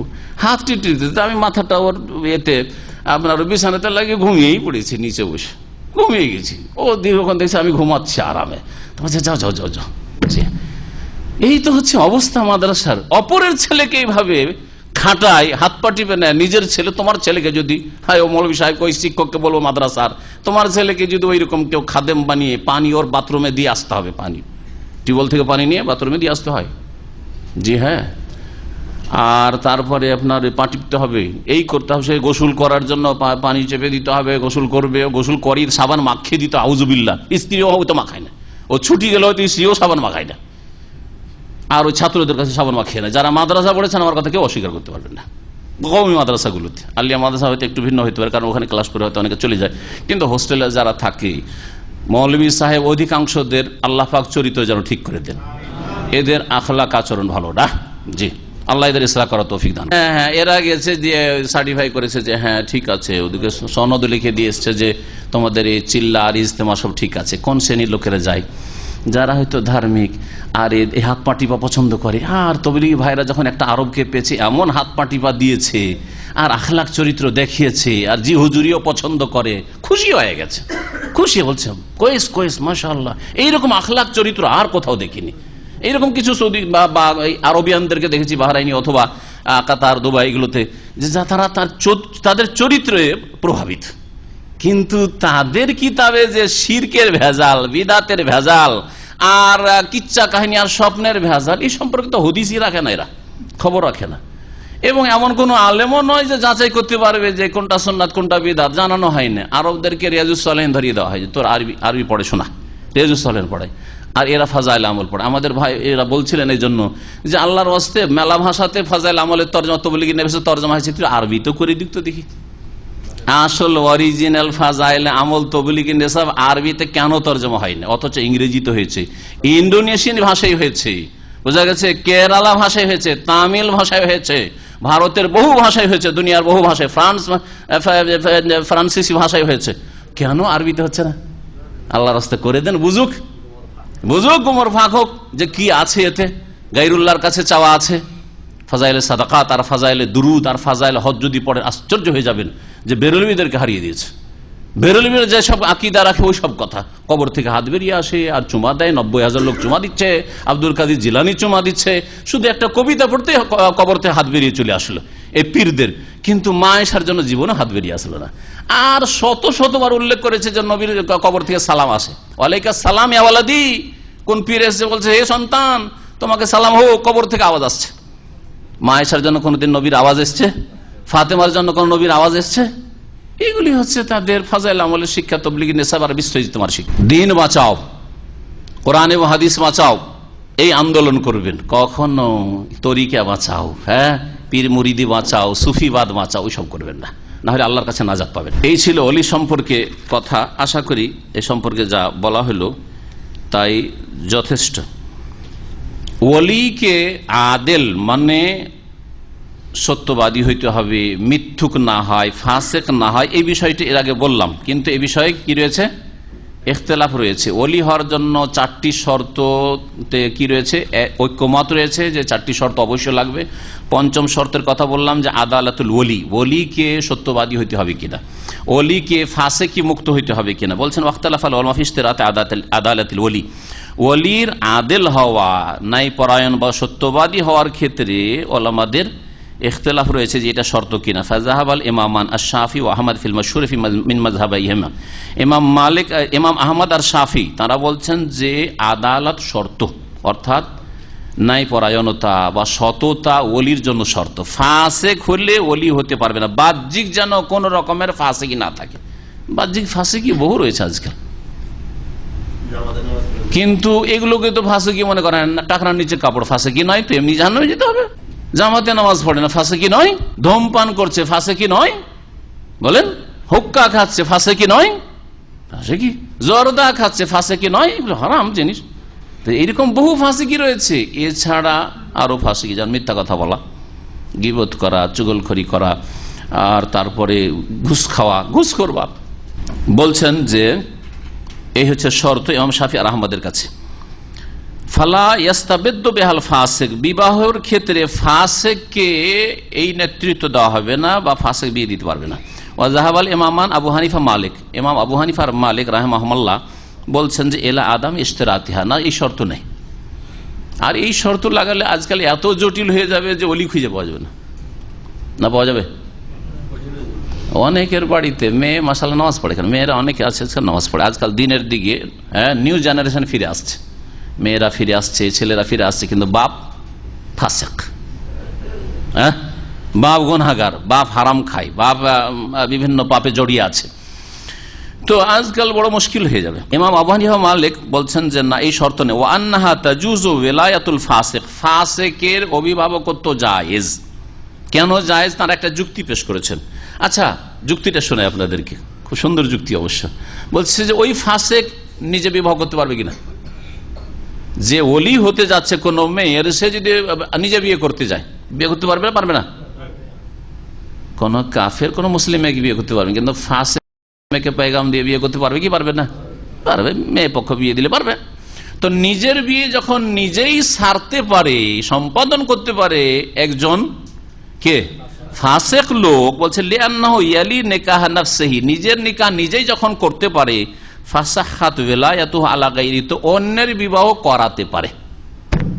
এটা হলো যুক্তি ইমাম আবু হানিফা এবং ইমাম মালিকের। এই ক্ষেত্রে ভাষ্যকার অবশ্য ইমাম আবু হানিফা আর ইমাম মালিকের মতকেই তিনি প্রাধান্য দিয়েছেন, যে কারণ আজকাল এইরকম ওলি পাওয়াই মুশকিল, যে ফাসিকি মুক্ত, কাবিরা গুনাহ মুক্ত ওলি পাওয়া মুশকিল।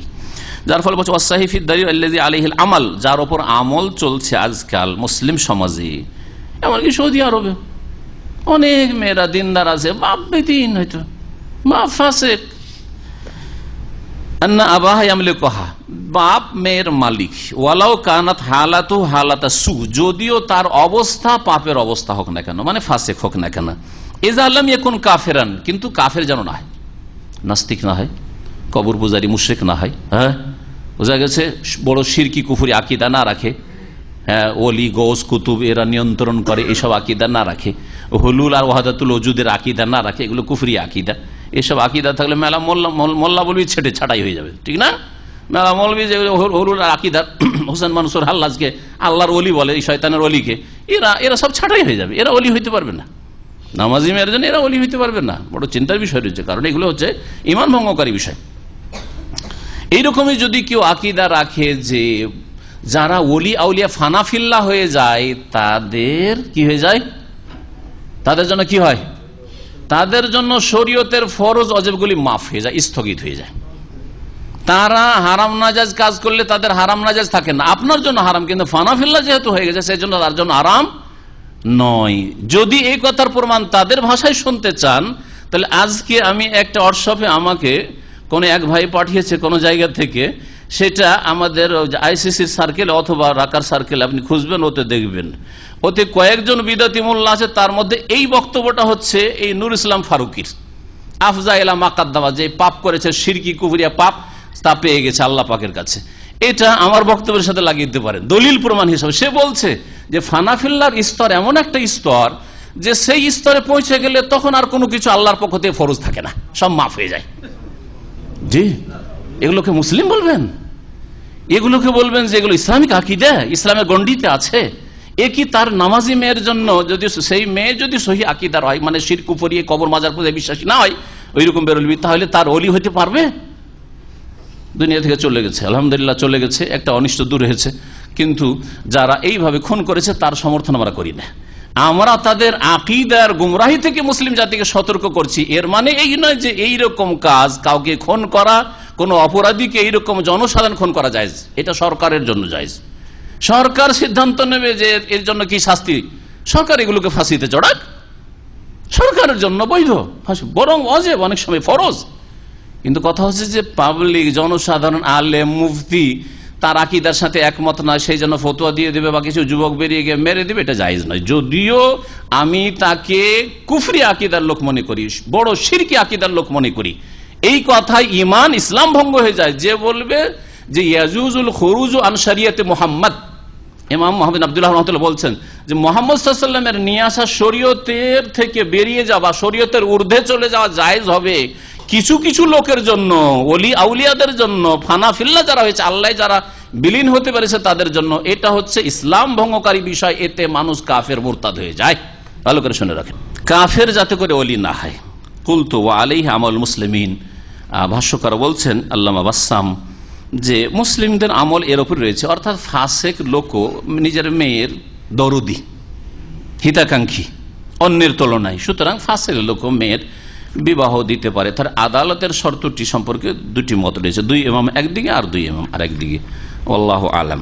আবু হুরায়রা রাদিয়াল্লাহু তাআলা আনহু থেকে বর্ণিত, তিনি বলছেন আন্না রাসূলুল্লাহ সাল্লাল্লাহু আলাইহি ওয়াসাল্লাম قال রাসূলুল্লাহ সাল্লাল্লাহু আলাইহি ওয়াসাল্লাম বলেন লা তুনকাহুল আইয়্যিমু হাত্তা তুস্তামার, বিবাহিতা তালাক প্রাপ্ত হয়েছে অথবা বিধবা হয়েছে এইরকম মেয়েকে আইয়্যিম বলা হয়, যারা বিধবা হয়ে গেছে অথবা তালাক প্রাপ্ত হয়ে গেছে, আগে স্বামীর সংসার দেখেছে, যাদের কুমারিত্ব নাই এখন, এইরকম মেয়ের বিবাহ দেওয়া যাবে না যতক্ষণ পর্যন্ত তার হুকুম না নেওয়া হবে। তুস্তা আমার মানে আমর না তলব করা হবে, তার অর্ডার তলব না করা হবে। তাকে জিজ্ঞেস করতে হবে যে মা তোমার বিয়ে আমি অমুক ছেলের সাথে দিচ্ছি, এবং এই ক্ষেত্রে মনে রাখবেন শুধু ছেলের নাম বলা যথেষ্ট না, ছেলের নাম, ছেলের গুণাবলী, দিন দুনিয়ার যে কিছু গুণ বলার প্রয়োজন, কিছুটা বায়োডাটা অথবা লিখিত বায়োডাটা তাকে দিয়ে দেন, যে ছেলেটার শিক্ষাগত যোগ্যতা এই, ছেলেটা এই কাজ করে, ছেলেটা এই দেশে থাকে, হ্যাঁ কোন দেশে থাকে, ছেলেটা নামাজি তো হইতেই হবে, না হলে আপনি কথাই বলবেন না,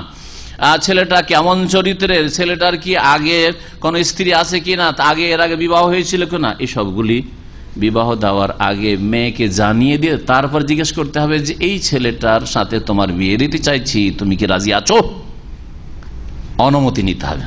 এটা বিবাহর দিন নাকি? আমাদের দেশের লোকেরা ভুল করে এটা, যে মেয়েকে কবুল করতে যায় মূর্খামি করে বিবাহর দিন মজলিস বসিয়ে দিয়ে বিয়ের, আর কবুল না করলে মেরে পিটিয়ে কবুল করাবে, ঠিক না? না, এই সময় নাই। বিবাহের প্রথম যখন কথা আলোচনা শুরু হতে তখনই সেই মেয়ের কাছে এই রকমের অনুমতি চেয়ে নিতে হবে। জি, ওই ছেলের গুণাবলী বর্ণনা করি দিন দুনিয়ার, হাত্তা তুস্তামার, তাহলে হুকুম নিতে হবে, মানে মুখে যেন ফুটে হুকুম দেয় যে হ্যাঁ বিয়ে দিতে পারেন অথবা না, হ্যাঁ অথবা না জবাব নিতে হবে। ওয়ালাতুন কাহুল বিক্রু, আর কুমারীর বিবাহ দেওয়া যাবে না, কুমারীরও বিবাহ দেওয়া যাবে না অনুমতিতে, হাত্তা তুস্তা জানা, যতক্ষণ পর্যন্ত তার এজেন্ট অনুমতি না নেওয়া হবে। শব্দের পার্থক্য দেখেন, তুস্তা আমার মানে আমর হুকুম নিতে হবে, তাহলে মুখে ফুটে বলবে হুকুম দেন, বিয়ে দেন, অথবা না আব্বু ওখানে বিয়ে দিয়েন না। জি, আর তুস্তা জান অনুমতি চাইল। অনুমতি কেমন করে হয়? কুমারী মেয়ে বেশি লজ্জাশীলা হয়, কথা বলতে চায় না বাপের সাথে এই বিষয়ে। সুতরাং কালু ইয়া রাসূল, সাহাবীরা আল্লাহ রাসূল ওয়া কাইফা ইজনুহা, এই কুমারীর ইজেন অনুমতিটা কি ধরনের হবে, কেমন ভাবে নেব? কালা আন্তাসকোতা, সে যদি নীরব থেকে যায়। মেয়েকে যখন জিজ্ঞেস করলেন যে তোমার এইরকম একটা ছেলের সাথে যার গুণাবলী হচ্ছে এই, অমুক ডিস্ট্রিক্টের, অমুক থানার, অমুক এলাকার, অমুক গ্রামের, আর এই তার ইত্যাদি বলে দিয়ে তুমি কি বিয়েতে রাজি আছো? মেয়েটি চুপ হয়ে থেকে গেল, কোনো জবাব দিল না, আর তার চেহারাতে অস্বীকারের কোনো লক্ষণ নেই। এইরকম নীরবতা যদি হয় তাহলে সম্মতি, কিন্তু চেহারাই যদি নেগেটিভ কিছু দেখা যায়, লজ্জায় জবাব দিল না, কিন্তু একবার লাল হয়ে গেছে রেগে, আর মায়ের কাছে গিয়ে কান্নাকাটি শুরু করে দিয়েছে, ঝগড়া শুরু করে দিয়েছে, তাহলে বাপের সামনে চুপ থাকাটা অনুমতি নয়। মুত্তাফাকুন আলাইহি, হাদিস বুখারী মুসলিমের। তারপর হাদিসটাও এই বিষয়ের ওপর, সুতরাং সেটাও এখানে পেশ করে দিই। আব্দুল্লাহ বিন আব্বাস রাদিয়াল্লাহু তাআলা আনহুমা থেকে বর্ণিত, তিনি বলছেন যে আন্নান নবী সাল্লাল্লাহু আলাইহি ওয়াসাল্লাম, নবী করিম সাল্লাল্লাহু আলাইহি ওয়াসাল্লাম বলেন আস-সাইয়্যিবু আহাক্কু বিনাফসিহা মিন ওয়ালিহা, সাইয়্যিবা অর্থাৎ যার কুমারিত্ব দূর হয়ে গেছে, বিবাহ হয়ে তালাক প্রাপ্ত হওয়ার মাধ্যমে অথবা স্বামীর ইন্তেকালের মাধ্যমে, এক কথায় কুমারিত্ব যার নেই, সে নিজের সম্পর্কে তার ওলির চাইতে বেশি অধিকার রাখে। মানে ওলি এই ক্ষেত্রে যেন কোন রকমের চাপ সৃষ্টি না করে, ওলির চাইতে বেশি নিজের সম্পর্কে অধিকার রাখে। মানে এই নয় যে ওলিকে জিজ্ঞাসা করবে, জানতে দিবে না, বিবাহ বসে যাবে, কোর্ট ম্যারেজ করবে, সেটাও নয়। বরং কিসের ক্ষেত্রে? ইমাম তিরমিজি রাহমাতুল্লাহ বলেছেন যে ফি রিজাহা, তার সম্মতির ক্ষেত্রে, তার সন্তুষ্টির ক্ষেত্রে। সে যেন সম্মতির ক্ষেত্রে বাপ হয়তো সম্মত, বাপ ছেলেকে পছন্দ করেছে, কিন্তু মেয়ে বলছে না আমি বিয়ে করবো না ওই ছেলেকে, মেয়ের কথাকে অগ্রাধিকার দিতে হবে। ওয়াল বিকরু তুস্তামার, আর কুমারীর কাছে এখানে তুস্তামার শব্দ ব্যবহার করলেও অর্থ হচ্ছে তুস্তাজান, অনুমতি নিতে হবে। ওয়া ইজনুহা, কারণ তারপর বলছে ওয়া ইজনুহা সুকুতুহা, আর কুমারীর অনুমতি হচ্ছে তার নীরবতা, চুপ থেকে যাওয়া। হাদিস সহিহ মুসলিমের। অফিলাফজিন, আর আরেকটি বাক্যে রয়েছে লাইসা লিল ওয়ালি মা সাইয়্যিবে আমরুন ওয়ালিয়াতিমাতু তুস্তামার, যার কুমারিত্ব দূর হয়ে গেছে এইরকম মেয়ের ক্ষেত্রে ওয়ালির কোন রকমের কর্তৃত্ব নেই, অর্থাৎ যেন চাপ সৃষ্টি করে বা না জানিয়ে বিবাহ না দিয়ে দেয়। ওয়ালি ইয়াতিমাতু তুস্তামার, আর ইয়েতিমার কাছ থেকে হুকুম নিতে হবে। এতিমা কাকে বলা হয়? নাবালিকা অবস্থায় বাপ মারা গেছে, বাপ নেই, অন্য কেউ বিয়ে দিচ্ছে, এই ক্ষেত্রে কি করতে হবে? অনুমতি নিতে হবে। আপনি অপরের মেয়ের বিবাহ দিচ্ছেন, ভালো করে জানিয়ে দেন তাকে, আপনার নিজের মেয়ে নয় যে আপনি বাপ, সুতরাং হয়তো ভাববে যে বাপ যখন, তো আমার এর চাইতে বেশি তো হিতাকাঙ্ক্ষী আর কেউ হইতে, বাপ মায়ের চাইতে বেশি হিতাকাঙ্ক্ষী দরদি কেউ হইতে পারে না, এরকম তো আপনার সম্পর্কে ধারণা নেই, কারণ আপনি তার লালন পালন করছেন, দেখাশোনা করছেন, হয়তো মামা অথবা দূরের কেউ বা কিছু, এই জন্য হুকুম নিতে হবে। আবু দাউদের হাদিস, নাসাইর হাদিস, সাহাহ ইবনে হিব্বান। তবে ইয়েতিমার এটি হচ্ছে বাহ্যিক অর্থ। ভাষ্যকার তাই বলছেন আল ইয়েতিম মিনান নাস মান ফাকাদা আবাহু ক্বাবলাল বুলুগ, সাবালক বা সাবালিকা হওয়ার আগে যদি কেউ বাপকে হারিয়ে ফেলে, মানে বাপের ইন্তেকাল হয়ে যায়, তাহলে তাকে ইয়েতিম বা ইয়েতিমা বলা হয়। জামা হচ্ছে আইতাম, আর ইয়াতামা এটাও ইয়েতিমার মানে মুয়ান্নাসের বহু হচ্ছে ইয়াতামা। আর এখানে ইয়াতিমা বলতে কাকে বোঝানো হয়েছে? বলছে ওয়াল মুরাদু বিল ইয়াতিমাতি হুনা আল বালিগা, সাবালিকা। সাবালিকা মেয়ে যদি হয় তাহলে তার কাছ থেকে অনুমতি নিতে হবে। সাবালিকা মেয়ের কাছে অনুমতি নিতে হবে, তার মানে নাবালিকার কাছে অনুমতি না নিয়েও বাপ বিয়ে দিতে পারে। তবে সাবালিকা হওয়ার পরে মেয়ের অধিকার থাকবে বিবাহকে সাব্যস্ত রাখার, অথবা যদি পছন্দ না হয় সে বলতে পারে যে আমি এই ছেলেকে পছন্দ করছি না, আমার বাপের এই বিয়ে আমার পছন্দ না। যদি বলে তাহলে বিবাহ বিচ্ছেদ করে দিতে হবে। আর একটি হাদিস এর কাছাকাছি বিষয়ে রয়েছে, সেটাও এখানে পেশ করে দিই। আবু হুরায়রা রাদিয়াল্লাহু তাআলা আনহু থেকে বর্ণিত, বলছেন কালা কালা রাসূলুল্লাহ সাল্লাল্লাহু আলাইহি ওয়াসাল্লাম লা তুযাওয়িজুল মারআতুল মারআতা, কোন এক মহিলা যেন অপর মহিলার বিবাহ না দিয়ে দেয়। তার মানে মহিলার কি হবে না, ওলিয়া হইতে পারবে না। এর জন্য এই হাদিস প্রমাণ করে যে ওলি হওয়ার জন্য একটি শর্ত হচ্ছে পুরুষ হওয়া।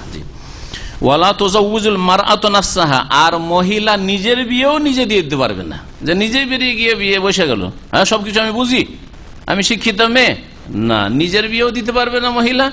আর মহিলা হয়ে অন্য মহিলার বা অন্য মেয়ের বিবাহ দিতে পারবে না, যদিও নিকট আত্মীয় হোক না কেন। হাদিস ইবনে মাজার, দারাকুতনির, এবং এই হাদিসের বর্ণনাকারীরা সবাই নির্ভরযোগ্য বা বিশ্বস্ত, সিকাত। এই হাদিসটিও সহি, আগের হাদিসটিও সহি, আর তার আগের প্রথম যে হাদিসটি ছিল সেটা তো বুখারী মুসলিমের হাদিস, নিঃসন্দেহে সহি, সবগুলো ইনশাআল্লাহ তাআলা সহি। এই হাদিস থেকে যে মশলাগুলি বাহ্যিক বোঝা গেল সেগুলি হচ্ছে যে অনুমতি নিতে হবে মেয়েদের কাছে বিবাহের ক্ষেত্রে। যদি কুমারী হয় তাহলে চুপ থেকে গেল, অনুমতি হয়ে যায়। আর কুমারী যদি না হয়, তালাক প্রাপ্তা বা বিধবা যদি হয়, তাহলে কথায় অনুমতি নিতে হবে। ভাষ্যকার তাই বলছেন যে আল বিকরু ইয়াকফি ফি ইযনিহা সুকুত, কুমারী মেয়ে যদি হয় তাহলে তার নীরব থাকাটাই অনুমতির জন্য যথেষ্ট। কেন? লিহায়াইহা গালিবান আনি নুতকি, কথা বিবাহ সম্পর্কে কুমারী মেয়ে বলতে যেহেতু লজ্জা পায় সেই জন্য। ওয়াল আহসানু আন ইউজআলা লিমুওয়াফাকাতিহা বিসুকুতি আজালান, কতক্ষণ সে নীরব থাকলো, তুলামু বিহি আন্নাহা বাদা ইনতাহি মুদ্দাতিহি রাদিয়া, কিছুক্ষণ সময় দেন, হ্যাঁ নীরব যে থাকলো সময় দেন, হয়তো চিন্তা করছে এটা হইতে পারে, তারপরে ওই সময়ের পরে ইউতাবার সুকুত ইজনাম মিনহা মুওয়াফাকা, তখন জানা যাবে যখন চুপ থেকে গেল তাহলে তার পক্ষ থেকে কোনো বাধা নেই। হতে পারে 1 ঘন্টা তো চুপ থেকেছে, পরে মায়ের কাছে যখন নির্জনে পেয়েছে মাকে, তখন কমপ্লেন করছে যে বাপ বলছে ওই ছেলেটার সাথে বিয়ে দেবে, আমি বিয়ে করবো না, হতে পারে না। জি, সেই জন্য একটি মাসলা আর বললাম যে বরের ক্ষেত্রে, ছেলের ক্ষেত্রে মেয়েকে শুধু জানিয়ে দেওয়া যে অমুক ছেলের সাথে যথেষ্ট নাই। এই ক্ষেত্রে বলছেন লা ইয়াকফি ফি ইস্তেমারি সাইয়্যিবে, কুমারী অথবা কুমারী নয়, অকুমারী, এই 2 প্রকারের মেয়েদের কাছে অনুমতি নিতে গিয়ে মুজাররাদুল ইখবার বিজওয়াজ, তোমার বিবাহ লাগাচ্ছি, এ কথা বলা যথেষ্ট নয়। ওয়াইসমুজ জাওজ, আর স্বামীর নাম, ওই ছেলেটার নাম হচ্ছে এইরকম আব্দুল্লাহ, যথেষ্ট নয়। বা লাবুদ্দা মিন তারিফিহা, তার পরিচিতি দেওয়া জরুরি, বিজৌজ তারিফান কামেলান, পূর্ণ পরিচিতি, ফি খুলুকিহি, চরিত্র সম্পর্কে, কেমন ছেলেটা, দিনই, তার দিনদারি কেমন, নামাজি কিনা, জি, সহি আকীদার কিনা, সুন্নতের অনুসারী কিনা, অসিন্নহি, বয়স কেমন, বয়স বলে না মেয়ের বিবাহ দেওয়ার জন্য, বয়স এদিকে 40 আর মেয়ে হচ্ছে 16 বছরের। ও যদি জানে যে 40 বছরের ছেলে বিয়ে করতে চাইবে না, হয়তো বলে দিতে হবে যে ছেলেটার বয়সটা একটু ভারী লাগছে, তখন মেয়ে জানুক যে কত বয়স হবে, 40, খোলাখুলি বিষয়। কারণ আজকে বিয়ে পড়িয়ে দিলেন, কালকে যেন আবার বলে যাবো ভাত খাবো না, থাকবো না, এরকম না হয়। এই জন্য বয়সটাও বলে দিতে হবে। জামালিহি, ছেলে কালো না সাদা, এটাও বলে দিতে হবে। শুধু মেয়ের ক্ষেত্রেই সাদা খুঁজবেন, আর ছেলের ক্ষেত্রে আপনার মেয়ে বা আপনার বোনের অধিকার নেই ফর্সা খুঁজার, না, অবশ্যই খুঁজতে হবে। ওয়ানাসাবিহি, বংশ পরিচয়, ওয়াগিনাহু, সে সচ্ছল কিনা, আমালহু, তার পেশা কি। মেয়েটা যদি জানতে পারে যে ও হচ্ছে মাধ্যমিক পাস আর মেয়েটা হচ্ছে বিএ পাস, রাজি না হইতে পারে, ঠিক না? বা যদি জানতে পারে বিদেশে থাকে, সৌদি আরবে শুধু থাকে, আরে সৌদি আরবে থাকে, হ্যাঁ, কিন্তু সৌদি আরবে ক্লিন কোম্পানিতে ক্লিন করে, বিয়ে করবে নাও করতে পারে মেয়ে, হয়তো এমন পরিবারের জন্য বিয়ে করে, নিজের জন্য অযোগ্য মনে করছে, সুতরাং বলে দিতে হবে যে কি কাজটা করে। এটা মজার গল্প শুনবেন। সৌদি আরবের কোন এক জায়গায় গল্প লিখেছে যে এক ছেলের পক্ষ থেকে প্রস্তাব এসছে মেয়ের কাছে।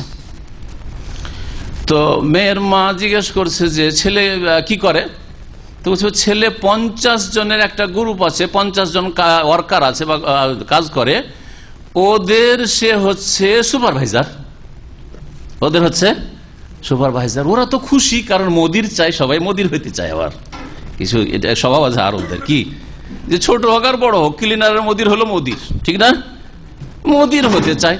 ওরা তো খুশি, মেয়ের মা শুনে খুশি যে 50টা ওয়ার্কারের মোদির ও ম্যানেজার। হ্যাঁ, পরে কেমন ম্যানেজার, বলছে যে 50 জনের একটা হোয়াটসঅ্যাপ গ্রুপ আছে, ওর ম্যানেজার অ্যাডমিন, ওর হচ্ছে অ্যাডমিন।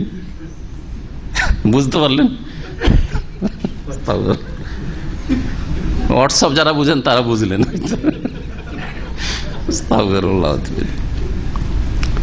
মেয়েকে জানিয়ে দিতে হবে যে কেমন মোদির, ক্লিনারদের মোদির, আরামকর মোদির, ইসলামী সেন্টারের মোদির। আবার মোদির আমাদের এখানে যে সিকিউরিটি আছে, ও আবার ক্লিনারদের মোদির, কিন্তু ক্লিনারদের মোদির আমাদের এখানে। জি হ্যাঁ, তো কথা হচ্ছে যে আপনাকে জানিয়ে দিতে হবে যে কি ধরনের মোদির, মেলা মোদির।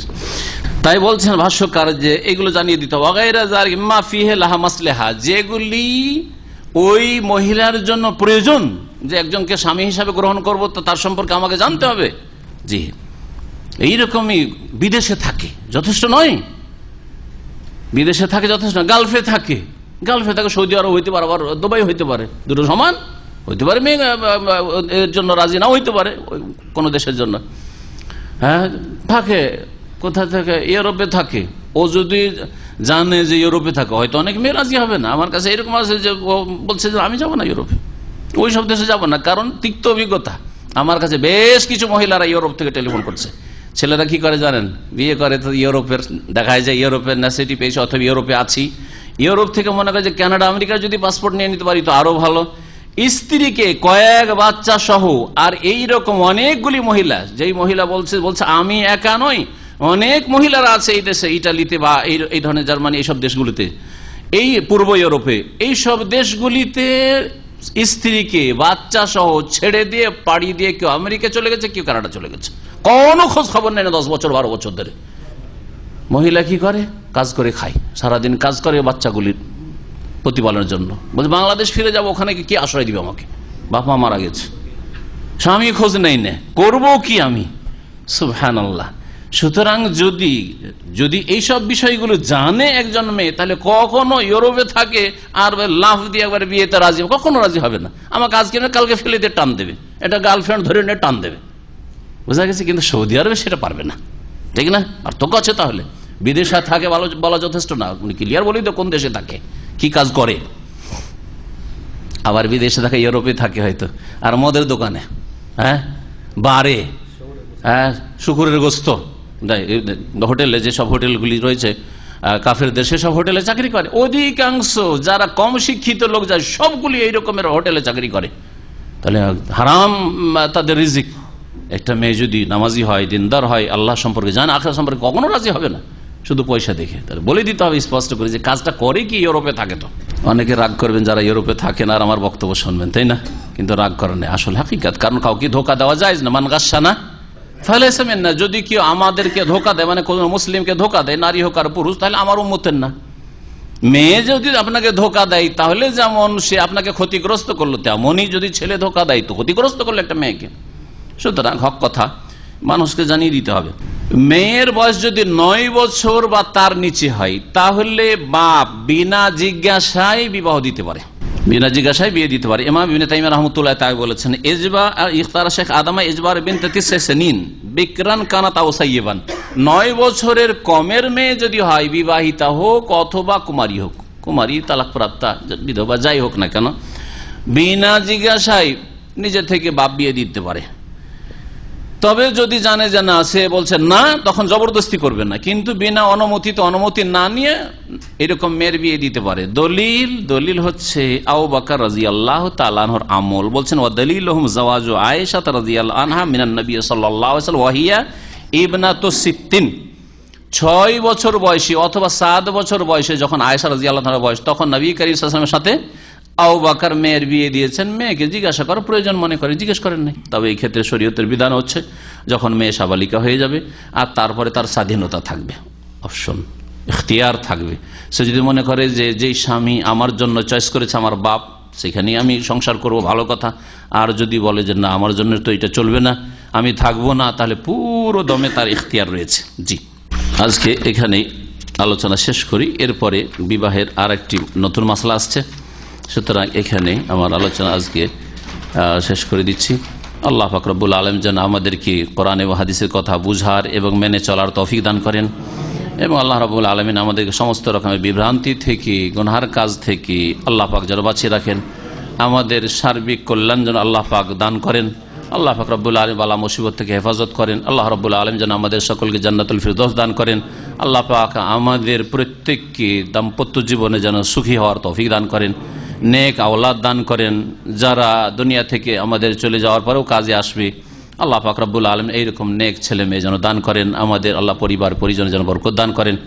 সুবহান রাব্বিকা রাব্বিল ইজ্জাতি আম্মা ইয়াসিফুন ওয়া সালামুন আলাল মুরসালিন আলহামদুলিল্লাহি রাব্বিল আলামিন। শ্বশুর শাশুড়ির অনুমতিক্রমে শালীর বিবাহ দিতে পারে। বিবাহ দেওয়া মানে কিরকম বিবাহ দেওয়া? একটা হচ্ছে যে হয়তো বৃদ্ধ হয়ে গেছে, বলছে একটু খোঁজ টোজ করো, আর খোঁজ টোজ করলো, তারপরে বললো, তারপরে বাপের পছন্দ হইলো, মেয়ের বাবার পছন্দ হইলো, আর মেয়েরও পছন্দ হইলো, কিন্তু বেঁচে আছে, বিয়ের গাইড করবে সেই বাপ বেঁচে থাকাকালীন, সে ভগ্নিপতি নয়। আর একটা রাস্তা আছে, সেটা হচ্ছে ওয়াকালত নামা দিয়ে দেওয়া, উকিল বানিয়ে দেওয়া। সেটা হচ্ছে যে মেয়ের বাপ বলছে যে তোমাকে আমি লিখিত বা মৌখিক দায়িত্বশীল উকিল বানিয়ে দিলাম আমার মেয়ের বিবাহর ক্ষেত্রে। আমি যেহেতু বিদেশে আছি, অথবা আমি দূরে আছি, বা আমি অসুস্থ আছি, আমি এইসব জিনিস অত বেশি বুঝি না, সুতরাং উকিল বানিয়ে দিলাম। যেমন আপনার কেসের জন্য আপনি আদালতে উকিল বানিয়ে দেন, উকিল আপনার কেস নিয়ে লড়াই করছে, জেরা করছে, ঠিক তেমনি এই বিষয় শরীয়তে ওয়াকালত আছে। কেনাকাটার ক্ষেত্রে আমি কিনতে যাই না, কিন্তু আমি কোনো ভাইকে দিয়ে কিনে নিলাম, যা কিনলো, আমি যেটা কিনতে বলেছি, কিনতে গিয়ে যদি ক্ষতিগ্রস্ত হয়, বেশি দাম দিয়ে দিয়েছে অথবা খারাপ জিনিস নিয়ে এসে, আমাকে মেনে নিতে হবে, কারণ উকিল বানিয়েছি। তো বিবাহর ক্ষেত্রেও তৌকিল রয়েছে, মানে উকিল বানাতে পারে। জি না, যদি দিন থাকে আর কালো থাকে, কালো হলে যে সে বাছাবাছি করবে আর করবে না, এরকম বলছি না, কিন্তু মেয়ের স্বাধীনতা আছে যে আমি একটা সাদা ছেলে, ফর্সা ছেলে বা ভালো ছেলে, সুন্দর ছেলে বিয়ে করতে চাই, অধিকার আছে, কিন্তু প্রাধান্য দেবে মান তারজাউনা দীনাহু ওয়া খুলুকাহু, যার দিন ভালো, ঈমান আমল ভালো, আর আখলাক চরিত্র ভালো। আখলাক চরিত্র ভালো থাকে, খাটো থাকে, আর কুৎসিত থাকে, আর আফ্রিকান হোক না কেন, আবদে হাবশি হোক না কেন, কোনো অসুবিধা নেই, কোনো অসুবিধা নেই।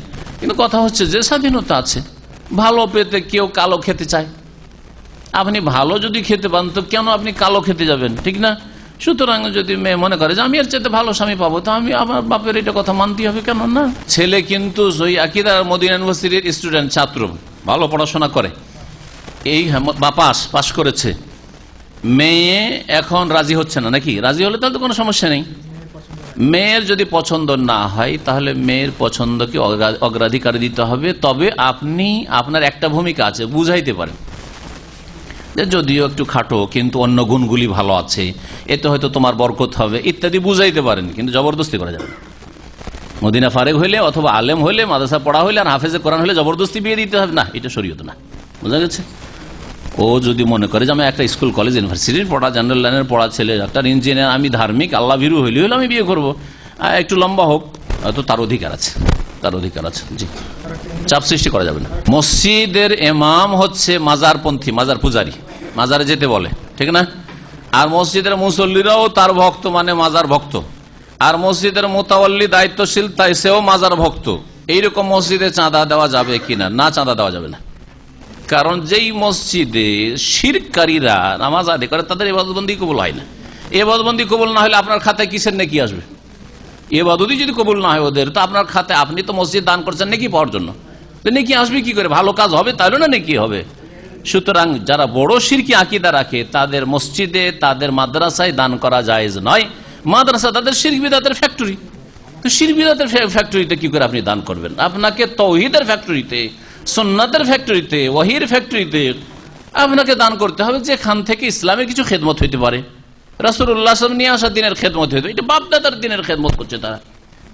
জি, অভিভাবকহীন যারা বিবাহ করে ফেলেছে কিন্তু সন্তানাদি হয়ে গেছে, এদের বিধান সন্তানাদি অভিভাবক ছাড়া এই ক্ষেত্রে বিবাহ যেহেতু ফাসেদ, সুতরাং বিবাহ বিচ্ছেদ ঘোষণা করে নতুন ভাবে বিয়ে পড়িয়ে নেবে। ভাষ্যকার এটাই বলেছেন, সন্তান হালাল, কারণ সে অতি শুভা বলা হয়েছে। এটা সংশয়ের সহবাস, সংশয়ের সহবাসে নাসাব, বংশ সাব্যস্ত হয়।